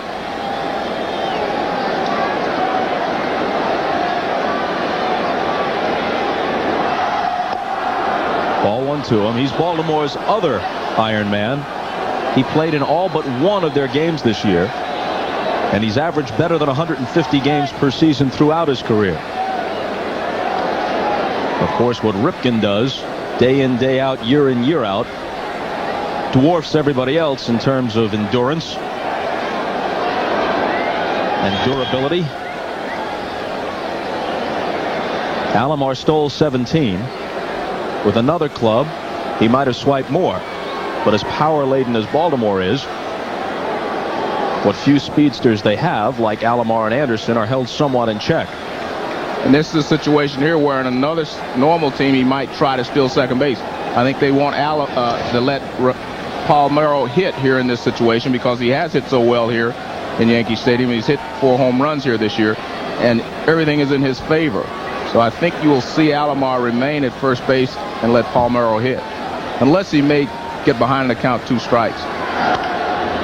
1-0 pitch rolled foul. The pace of this game is very slow, with Cone laboring, with Wells seldom cruising. Moving up on 2 hours old, and we're just in the top of the 5th. Yeah, they talk so much about time of game today, and games are unbelievably long for the most part. But it's all controlled by the pitchers. I mean, if guys throw strikes, you're around the plate and give a hitter an opportunity to put a ball in play and to let your guys play behind you. It's going to shorten the games tremendously. Of course, ball 1, ball 2. I mean, it's unbelievable, and Joe knows this for sure. It's ball 1, ball 2. Everybody's sitting in the infield saying, come on, throw a strike, throw a strike, throw a strike. And everybody gets down. Wells hasn't been perfect, but he's had it a lot easier than Cone. Alomar diving back in. It's a 2-2 game, but your sense is that Cone has had much more difficulty finding anything even close to a groove. And again, Bob, not to belittle the point or belabor the point, but nobody's out there trying to throw balls. Let's point that out. I mean, everybody wants to throw a strike and be around the plate.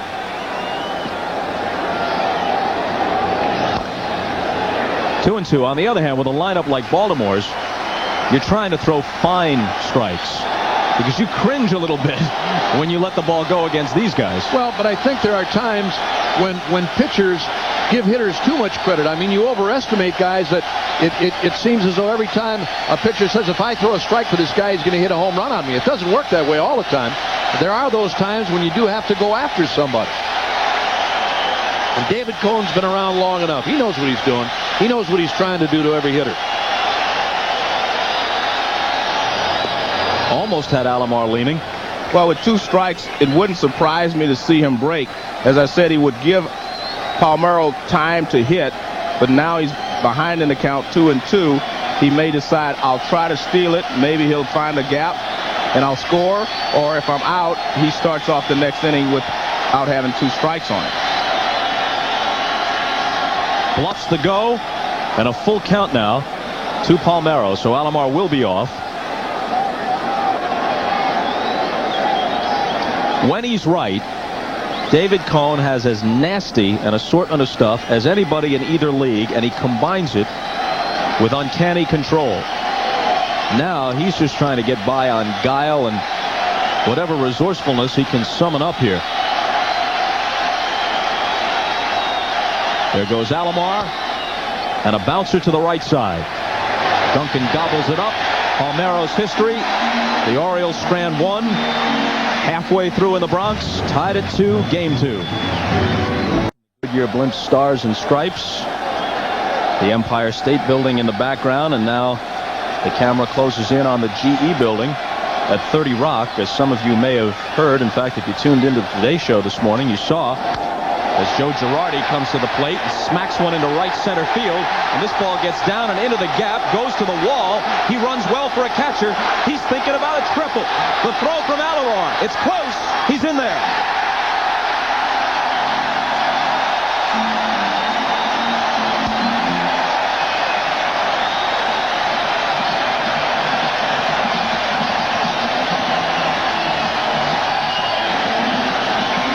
Many catchers would have legged this into a triple, or would have even tried with nobody out. I can't think of any other catcher that would have even tried it. He finds a gap in right center field. The great thing for him is he realized that the ball was going to go all the way to the wall and that he had a chance. So he goes full speed right away. See, right now he knows it's in the gap. So he doesn't have to look again until he rounds there. Now he makes up his mind. He does not use the third base coach. He makes up his own mind. Now watch this slide. Man.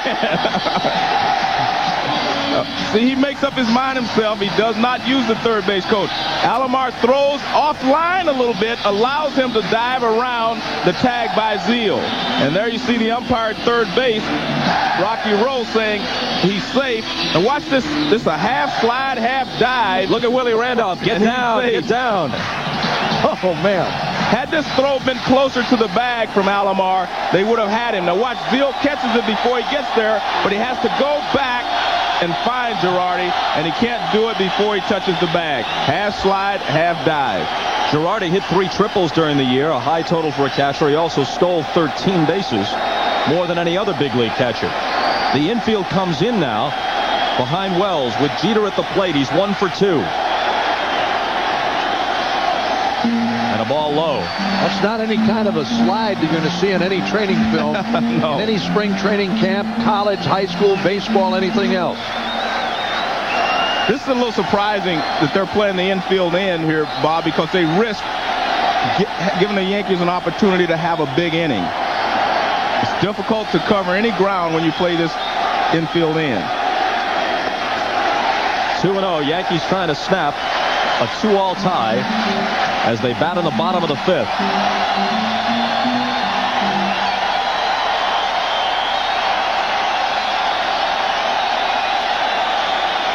If this was the 7th inning, I could understand it, but you're talking about the bottom of the 5th inning. You have a lot of baseball left.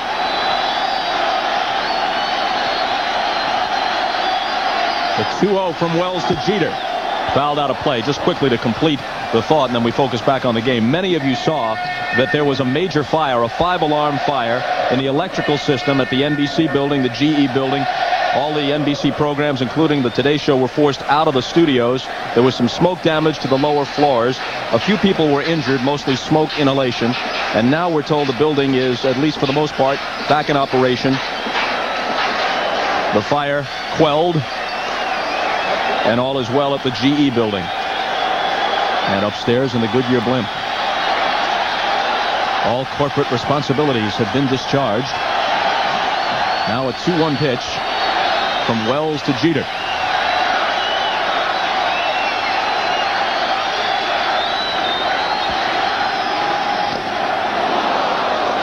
In a situation where he needs the strikeout, he runs the count to 2-2.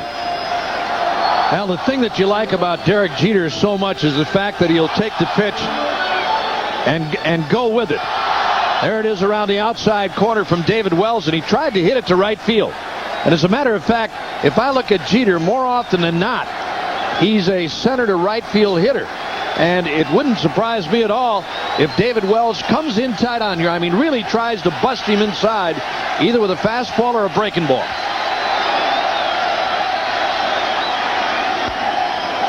And Jeter spoils that one. Again, he went away on the outside part. And Texas had some success in the first ball game by coming in and jamming him. This ball is actually off the plate outside. Good job by Jeter just to stay alive. But the pitch is out over the plate and not inside. And he has pretty good plate coverage out there. Yeah, that's what I'm saying, Joe. He seems to be looking out there against Wells, especially now. And once you get that guy looking that way, bang, bang, bang, it's not a bad idea to take a shot inside here.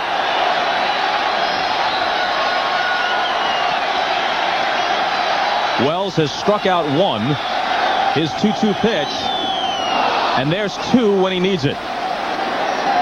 Wells is not overpowering in that regard. He struck out 130 in 224 innings, but he can get the occasional K, and he really needed it there. Well, he's got such a good breaking ball, Bob, and this is what I was talking about a minute ago. Either a fastball or a breaking ball inside when you've got a guy like Jeter looking away the way he is. Here's the breaking ball down in the dirt. Actually a bad pitch. One more time. Take a look at it. Breaking ball in the dirt, and he chased it.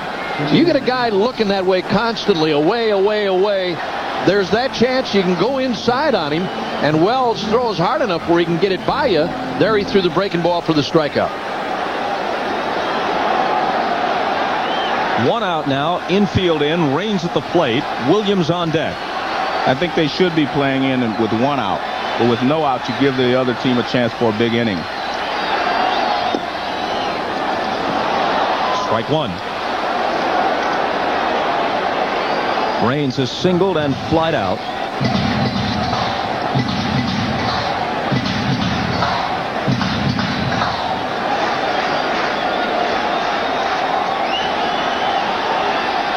Girardi, who tripled, is at third. 2-2, bottom of the fifth.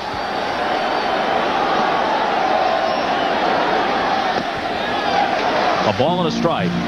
If the Yankees score here, it'll be interesting to see if Joe Torre lets David Cone, who has thrown well over 100 pitches, come out for the sixth. If they do score, Cone could be in the surprising position of being the pitcher of record on the winning side at this point in the game, which, considering the way he started, was a position he might never have thought he'd be in today.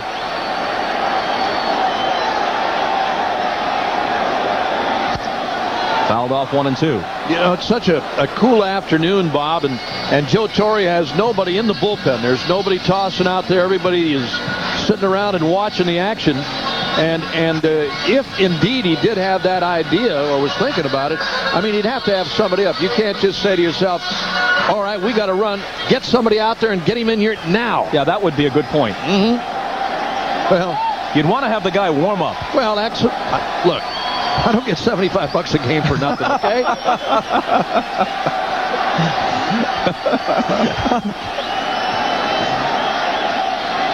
I didn't realize it was that kind of per diem. The 1-2. Well, it's actually not that much. I'm kind of blowing smoke at myself.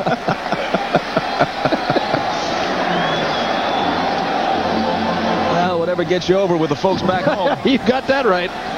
Not a good average there with runners in scoring position for Tim Raines. 1 for 15.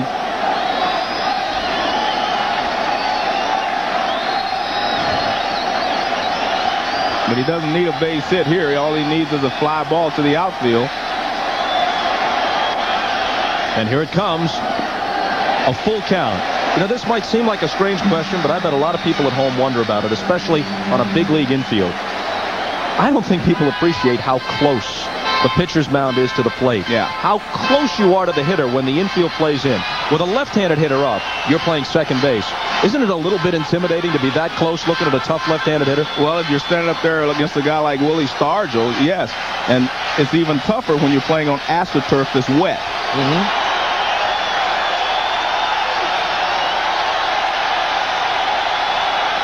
That ball can come off the bat very quickly and get right on top of you. Raines works a walk. Raines was the guy that Wells wanted to get. Well, David Wells thought he had the inside corner, too. He thought he had the strikeout. Well, he thinks that Wells, I think Tim Raines is a little lucky that this pitch wasn't a couple of inches more toward the middle of the plate, because there was no way he could hit it. I don't know if it was that bad of a pitch anyway. Well, let's take a look. Yeah, see, it's just a little bit off the corner. but if it would have been 3 or 4 more inches over, there was no way Range could hit it. And watch Wells. He actually asked Hoyles when he comes out there, he asked him, was that pitch a strike? I didn't see Hoyle's reaction, but he asked him, was that a strike? I'm sure he did, though. You're right. Yeah. Well, if he could have gotten Range without Girardi coming across, then he could have worked very carefully to Williams, or maybe even just walked him intentionally. But of course, Fielder is on deck. Well, this is a situation where if you're Joe Torre, you have to tell Tim Raines, even though Tim Raines is on his own, you have to tell him to hold at first base. Because if he steals second base, they're going to walk Bernie Williams, and then Cecil is more of a double play situation, easy to double up than Bernie Williams would be.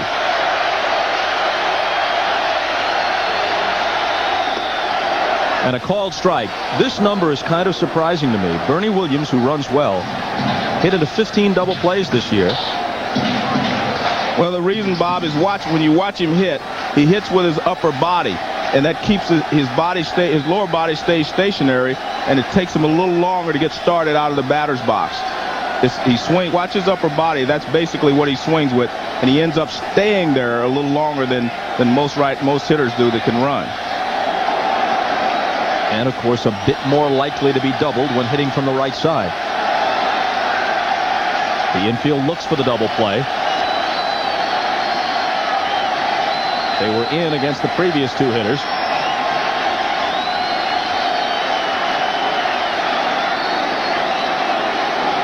Girardi, who tripled, is at third. Raines, who walked with 1 out, is at first. 2-2 tie, bottom of the 5th.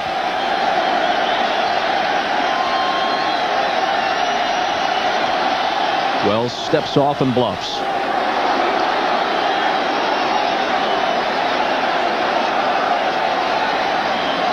Wells closed the regular season with 3 or 4 bad outings in a row. Then pitched respectably in 2 starts against Cleveland when it really counted in the division series. He was just 11-14 for the year after going 16-8 a year ago. He's ahead of Bernie Williams, 0-2. Williams, who won last night's game, trying to give the Yankees the lead in game 2. Well, I was talking earlier about him liking the ball out over the plate.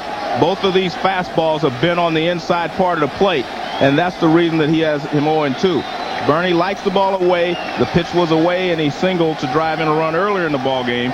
But now Wells is trying to stay right on top of him.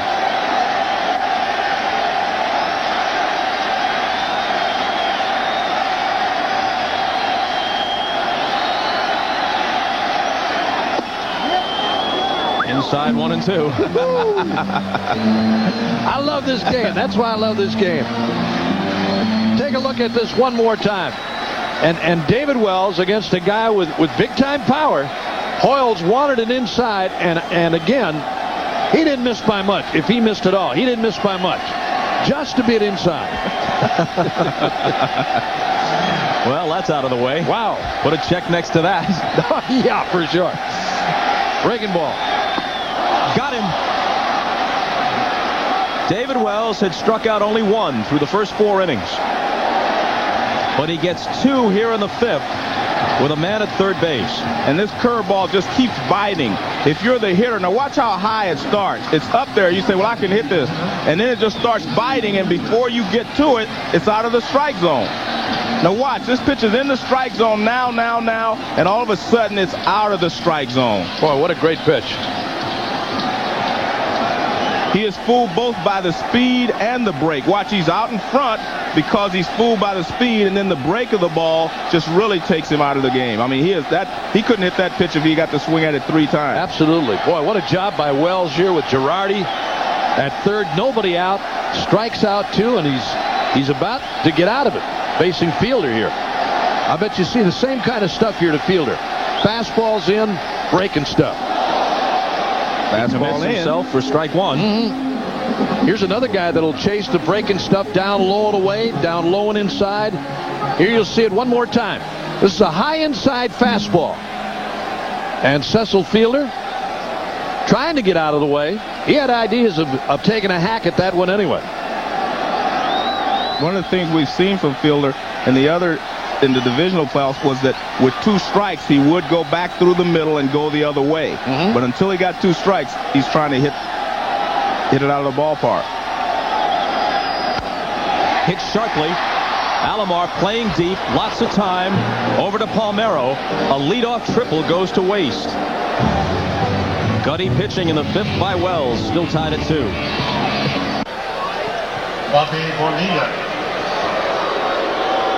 Now someone's up in the Yankee bullpen, and it's David Weathers, who was so important in their Game 4 victory, the decisive victory over the Texas Rangers in Arlington. A great stint of middle relief that set the stage for their come-from-behind victory. Kenny Rogers, the starter, lasted only 2 innings. Quick hook that day from Joe Torre. But Weathers and others kept them in it until they could get to Rivera and Wetland. Bobby Bonilla now in the 6th. Yankees had a great opportunity in the bottom of the 5th. But David Wells got tough and left Girardi at 3rd after a leadoff triple. Bonilla has walked and struck out. Big cut and a miss. And David Cone is almost pitching backwards, Bob, for the way that he normally pitches. He usually establishes his fastball and then gets you out with a breaking ball or the splitter. Now he's using those to set up his fastball. On 3 pitches, he dispatches Bonilla. Let's go back to the job Wells did in the bottom of the 5th. And he basically did it by throwing this good breaking ball. He threw him a couple of fastballs away. This sets up the breaking ball right there out of the strike zone. Same thing with Bernie. Fires him inside with 2 fastballs. Now watch this beautiful curveball. I mean, that you can't hit that pitch if you're Bernie Williams after looking at 2 fastballs on the inside corner. Here's Ripken. Cal is flied out and singled.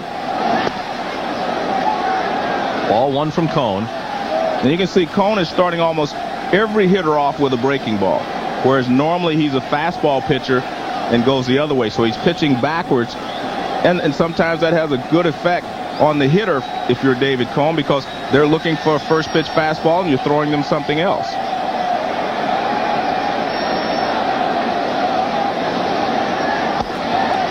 In there, 1-1. You know, one of the things that we haven't seen Cone do today yet is drop down sidearm, Joe. Right. When he's got out in front of somebody, a right-handed batter, to use that big sweeping sidearm curve, or occasionally a fastball that he'll throw sidearm and run it away. Well, one thing you see here, both of them are throwing real good curveballs. Curveballs are not something you see a lot in Major League games anymore. You see the slider, but the overhand curveball I still think is the most effective pitch. Ripken goes the other way. A little flare over the head of Tino Martinez for a 1-out single. The second hit of the day for Cal.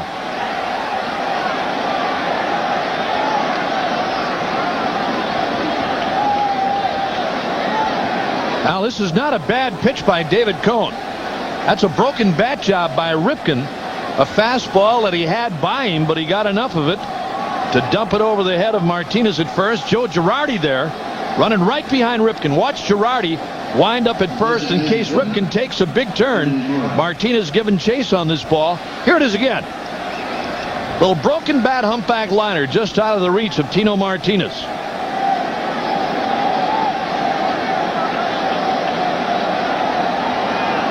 Eddie Murray's 0 for 2. Struck out, hit into a force play.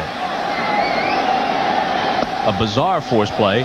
Hit what could have been a bloop single into center field, which Jeter and Williams let fall between them when either one could have handled it. But because Ripken had to play it halfway, Jeter was able to pounce on the ball and throw to Duncan covering second for a 6-4 force out from shallow center.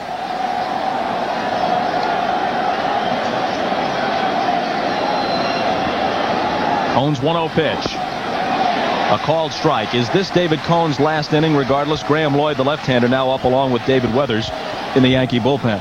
I say yes. I say it is. I say he's had enough. There you see him, Weathers, the right-hander. Graham Lloyd, the former Brewer. Now a Yankee, the left-hander. I think he's done. I think he's thrown enough. I really do.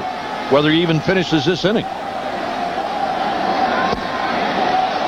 2-1 to Eddie Murray. Well, that was his 116th pitch. And in the first or second inning of this game, if you had told Joe Torre that he would get him through the 6th and possibly get him through the 6th with the score tied, I think Joe Torre would have jumped at that possibility. And with the fact that he's thrown 116 pitches, I guarantee he would have jumped at it.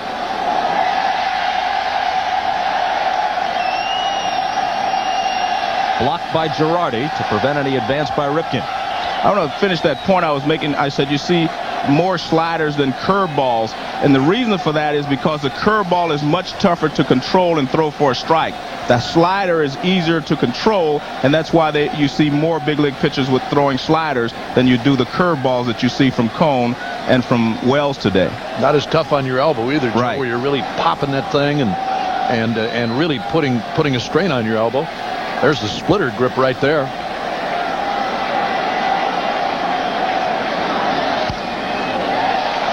Well, he's really starting to get upstairs now with breaking stuff, and he's been upstairs twice on Murray in balls that are really in the zone to hit.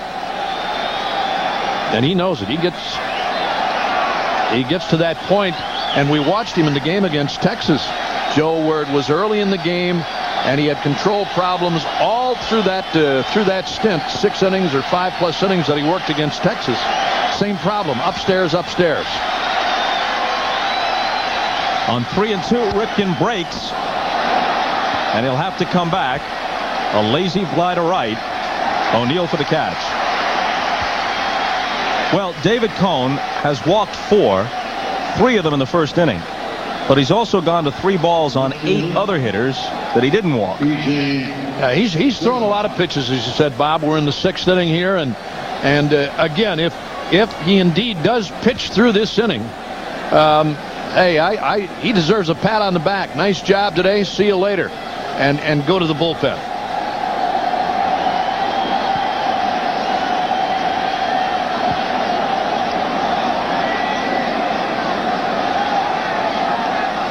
Surhoff stands in. He's 0 for 2. Grounded to Martinez at first, unassisted both times. Bob, he holds his, when he gets his sign, watch, he takes it with a splitter grip. And the reason for that is because you don't want to be feeling for that grip in your glove because you'll give it away.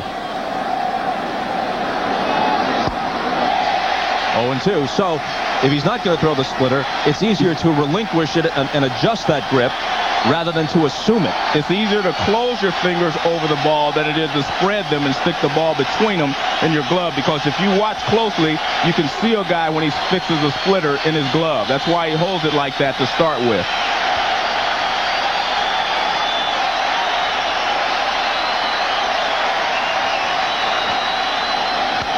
Surhoff lines it into center. Ripken stops at second. 2 on, 2 out. That was a case right there where I think that he feels like he's tired because he did not want to waste the pitch. He had Surhoff 0-2. He could have tried to move him off the plate. He could have tried to go away. He tries to finish him right away with this splitter. He says, I'm not going to waste a pitch because he feels a little tired, I believe. He tried to finish this batter off instead of coming inside or getting to chase him. He gave Surhoff a pitch to hit, and he singled to center field. Not a bad piece of hitting by Surhoff either, Joe. A ball down low and away. Didn't try to pull it. Didn't try to muscle it. Went right with it and lined it to center.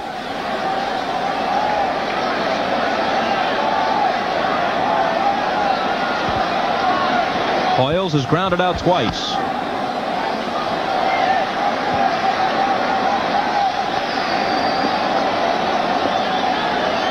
Sixth inning, game 2 of the American League Championship Series. The Yankees with 2 in the first. The Orioles tied it in the third on a 2-run homer by Todd Zeile. Each team has threatened since, but nothing across.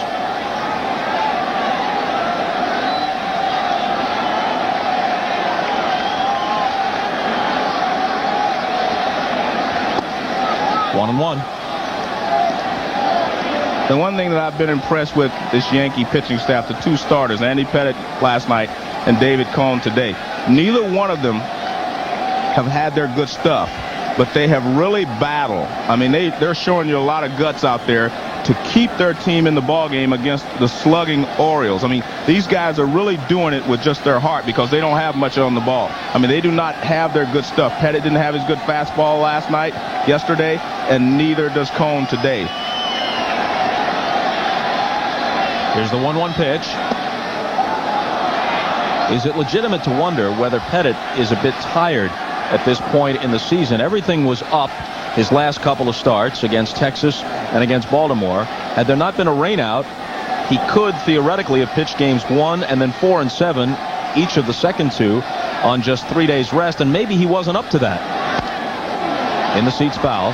I don't think there's any doubt in my mind that he is a little tired. And you have to remember one thing. He's only been in the big leagues a couple of years. In the minor leagues, you only pitch 100 innings at the most. In the big leagues, you're expected to get up around 200 innings. You have to build your arm strength to a point that you can have good stuff up to 200 innings. When you skid around 150 or 159, your arm really starts to go dead if you haven't built up the arm strength.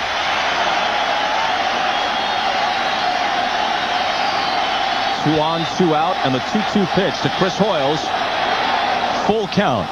You know, there's one of the few times that David Cone, maybe the first time, that he's dropped down from the side today to try and get Hoyles to chase one. What do they used to call this? Laredo? Laredo. You got that right, baby.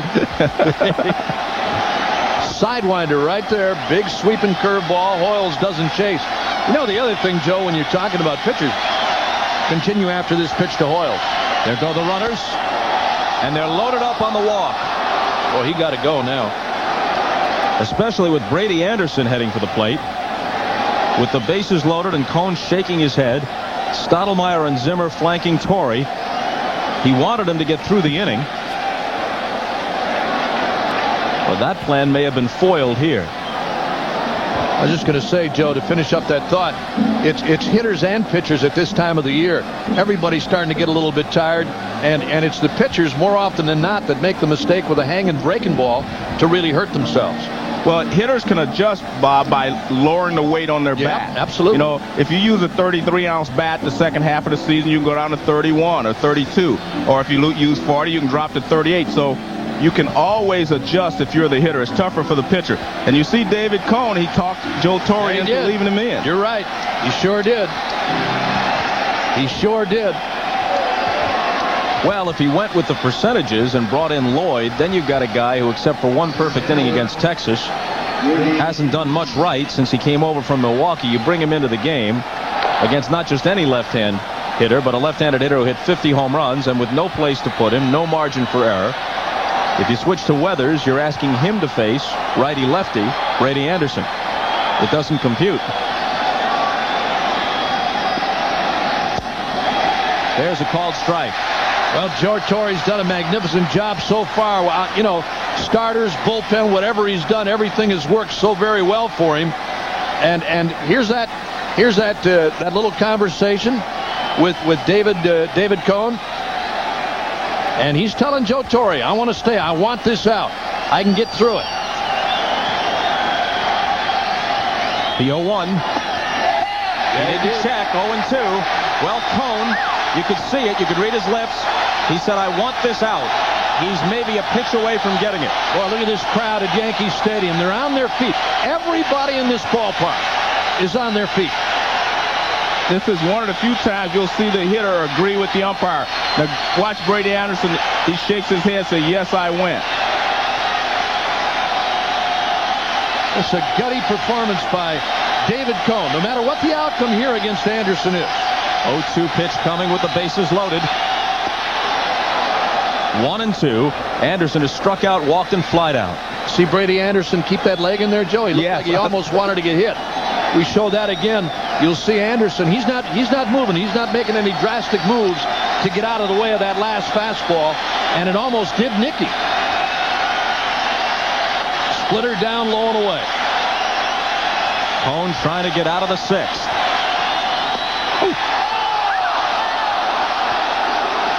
Well, he's trying to throw the fastball inside and make it move back on the inside corner. Joe Torre thought it was a strike. Well, he's trying. Watch where the pitch starts. It starts inside, and he's trying to get it to move back over the plate. Watch the movement. See, it does move back, but it does not get enough of the plate. And Joe Torre wants anything to be called a strike right now. He wants out of this inning with a 2-2 tie.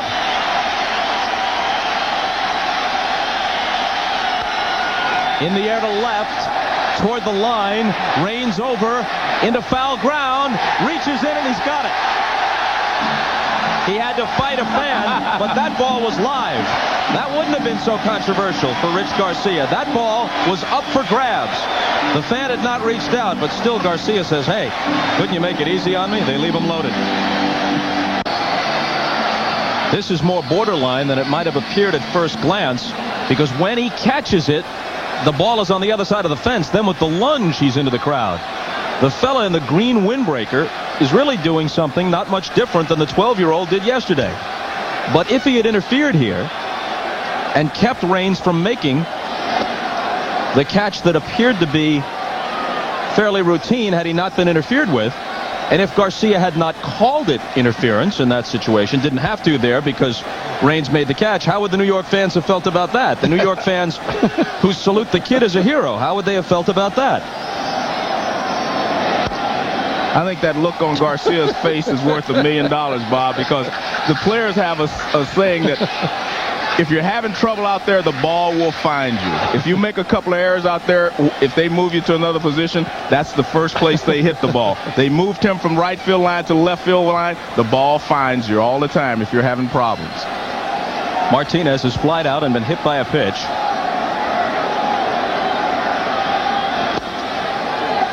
Outside from Wells, 1-2. The Yankees have left 18 men on base in 16 innings in these two games. The Orioles for the series are open with runners in scoring position. Opportunities have abounded. Not all that many of them cashed in.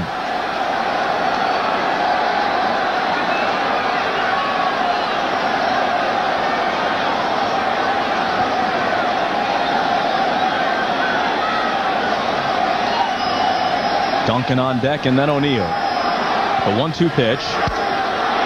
Hit the other way. And into the seats foul. And they almost all of them go spilling out. Reaching in desperation. Please, BJ. Well, getting back to Richie Garcia for just a moment, Bob. You've known him a long, long time. I've known him ever since he's been in the league. One of the hardest working guys, conscientious, and he made no bones about it last night. I mean, he said, I blew it. That's all. What else can you say?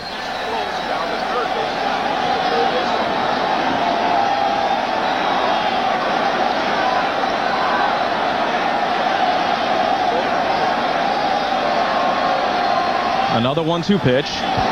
Off speed, hit hard. Off the chest of Palmeiro. Wells covers. And they get the out.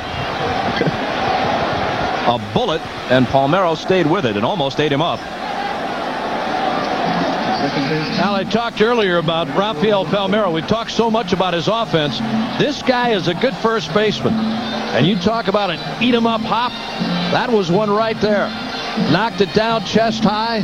David Wells on the move to take the little toss. Here it is again. This ball comes up on Palmeiro and hits him in the chest. Stays right on it, though, and with David Wells covering, they retire Martinez. That ball was hit hard.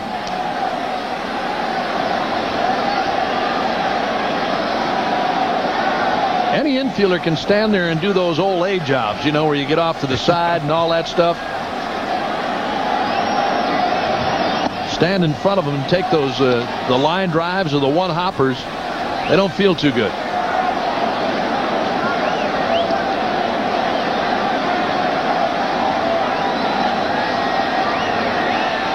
Palmeiro checking to make sure he's still in one piece. That thing was scorched.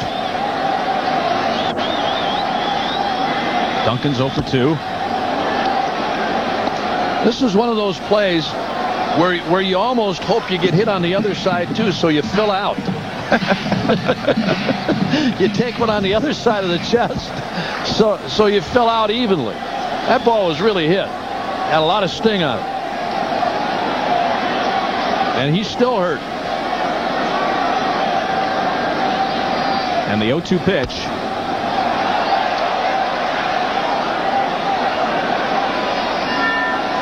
Bottom of the 6th. 2-5-0 for both clubs.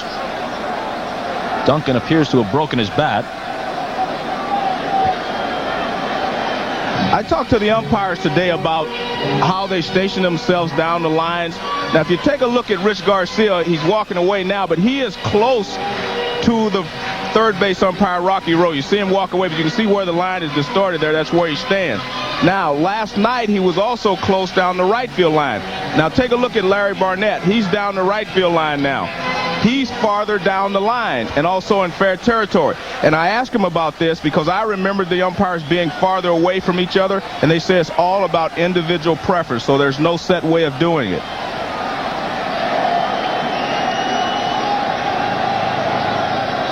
Another 0-2 pitch.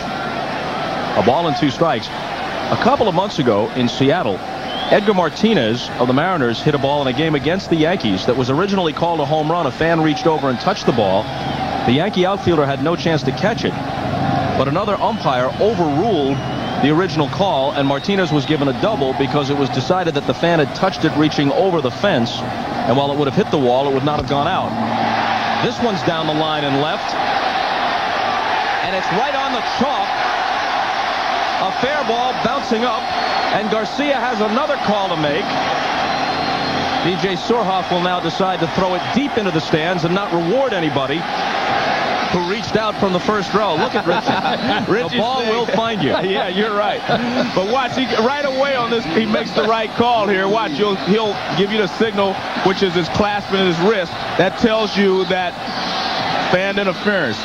Ball bounces. Now watch him. It's a fair ball. Now he sees the fan touching it right there. He clasps his wrist. That means fan interference right there. And it's an automatic double. There you see Richie saying they're just going to find me wherever I go. He's either signaling ground rule double or cuff me and get me out of here.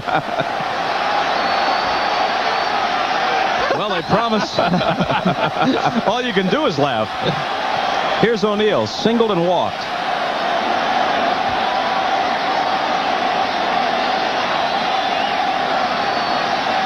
With 1 out and Duncan at second. He hit .302 for the year. Well, with the hamstring, he's not the same hitter.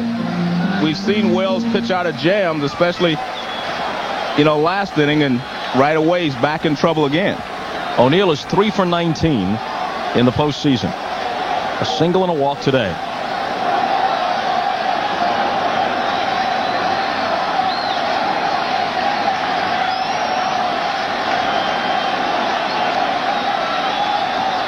Here's the 0-1. In there for a strike. Another look at Richie Garcia.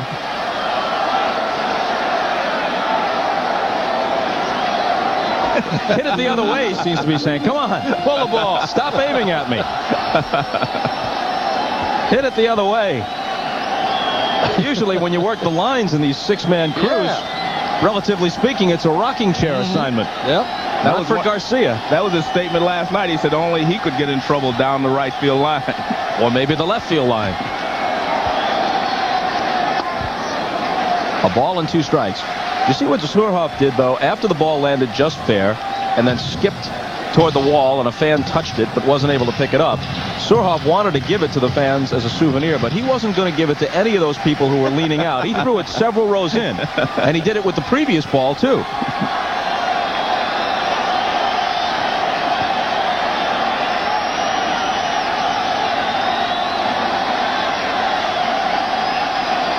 The 1-2 pitch. And O'Neill goes down swinging. Wells has struck out 4, but 3 of them have come with runners in scoring position in the last 2 innings. In fact, 2 of them came with Girardi at third and less than 2 out.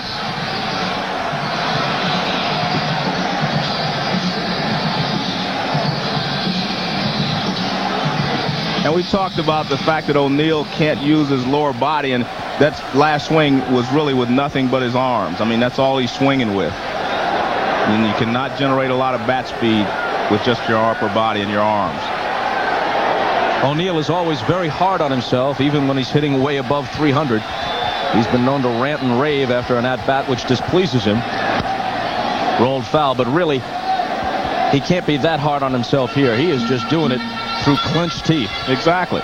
And watch what he swings with. Look, he just swings with nothing but his hand. Watch how his legs just become stationary right there. See?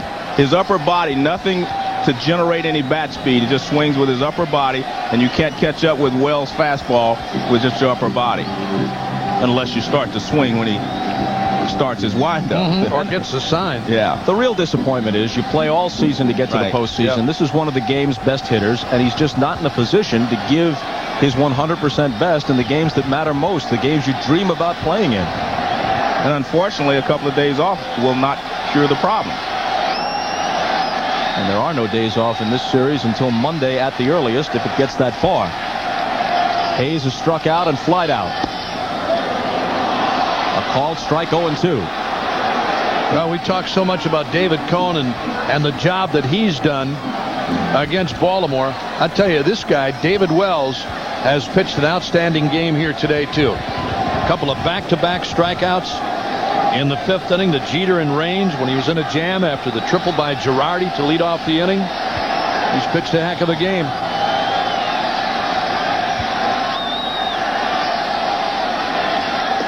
Yeah. Did Hayes go around? He did. The ball gets away, but Hayes didn't break right away. He could have made it a closer play if he'd realized what was happening. And Hoyles tosses him out. 5 strikeouts for Wells, still tied at 2.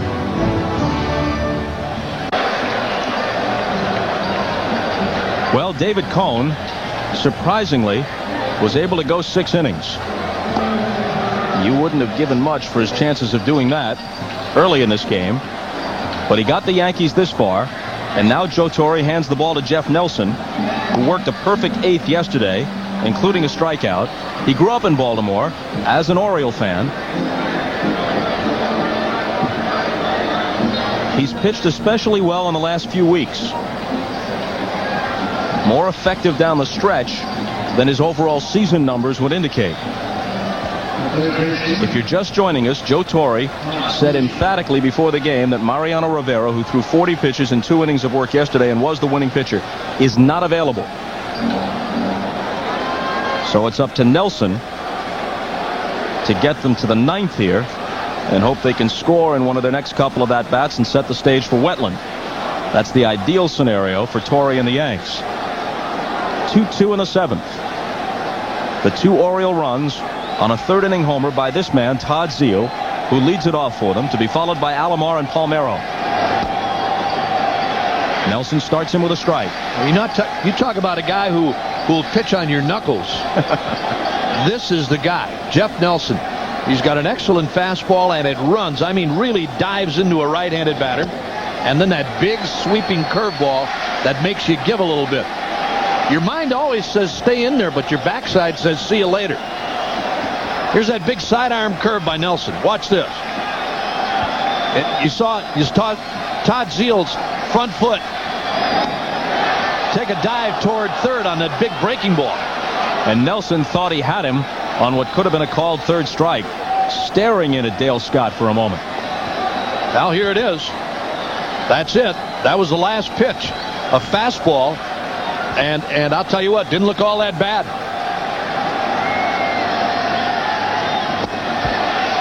2-2. Bob, I think one of the reasons he didn't get that pitch is because he was set up outside and the ball came back on the inside part of the plate.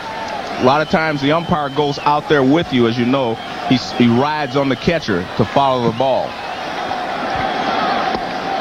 And I always used to wonder about that, Joe, as you watch the home plate umpire Dale Scott work, and most umpires do this now. It was always that way in the National League. They used to sit on your inside shoulder, depending on a right-handed batter or left-handed batter, and it always bothered me that I thought maybe they'd miss the outside pitches. They were great on inside pitches because of where they set up to a catcher. In this case was Zeile. Look where Scott's setting up. Hit to second, Duncan in front of it. And there's the first out on the 7th.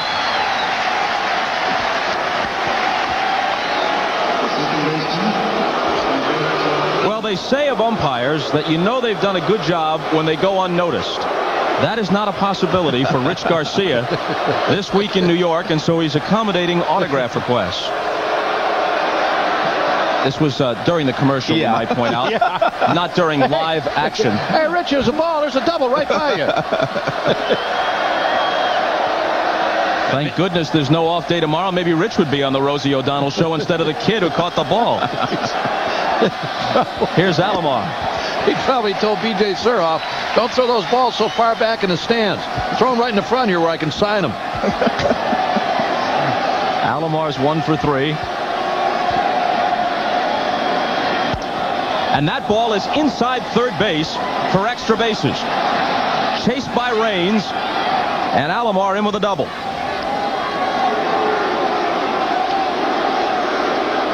Well, Alomar's last 2 at-bats have resulted in base hits. Maybe he has finally been able to relax here in New York and swing the bat. He had an off night last night, but this is Roberto Alomar at his best.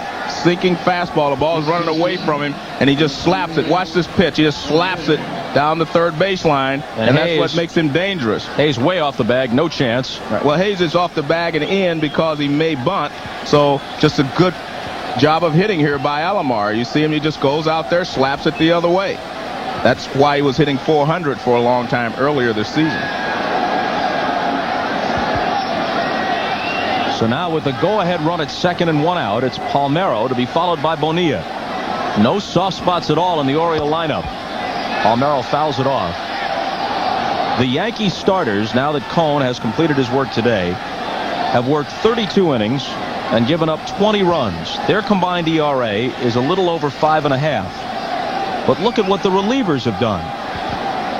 In 24 innings of work, 1 run allowed, a microscopic earned run average. The relievers have all 4 of their postseason victories.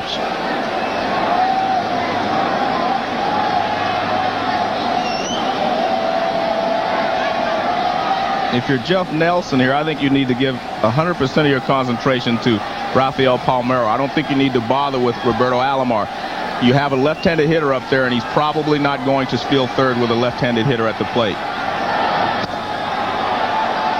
Plus, he also has their leading RBI man at the plate, and the last thing you want to do is be thrown out with him standing there. And again, trying to stay away from Palmeiro, that time with a breaking ball, trying not to give him anything that he can pull. I mean, not to say that you can't come inside, as we've talked on a number of occasions. You can still move this guy back off the plate. 2-1 to Palmeiro, who's 0 for 2 with a walk today, and who drove home 142 runs during the regular season.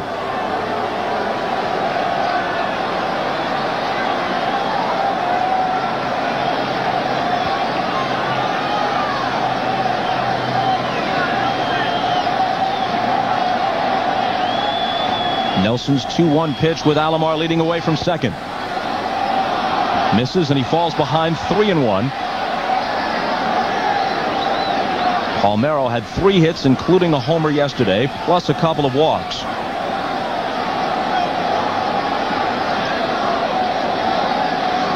David Wells hoping his team can assume the lead for him here. And Palmeiro lifts this one to deep right.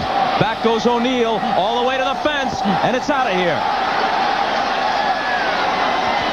A towering fly ball that just kept on climbing into the early evening sky at Yankee Stadium. And Palmeiro, for the second straight day, has homered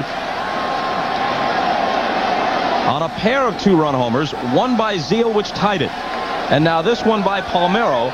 The Orioles have taken the lead 4-2. While there are pitchers who do not match up well against certain hitters, Nelson doesn't match up well against Palmeiro because the only pitch he may be able to get him out with is a breaking ball. He throws him the breaking ball, and that's moving into him. And so Palmeiro gets that one. He knows he had enough of it.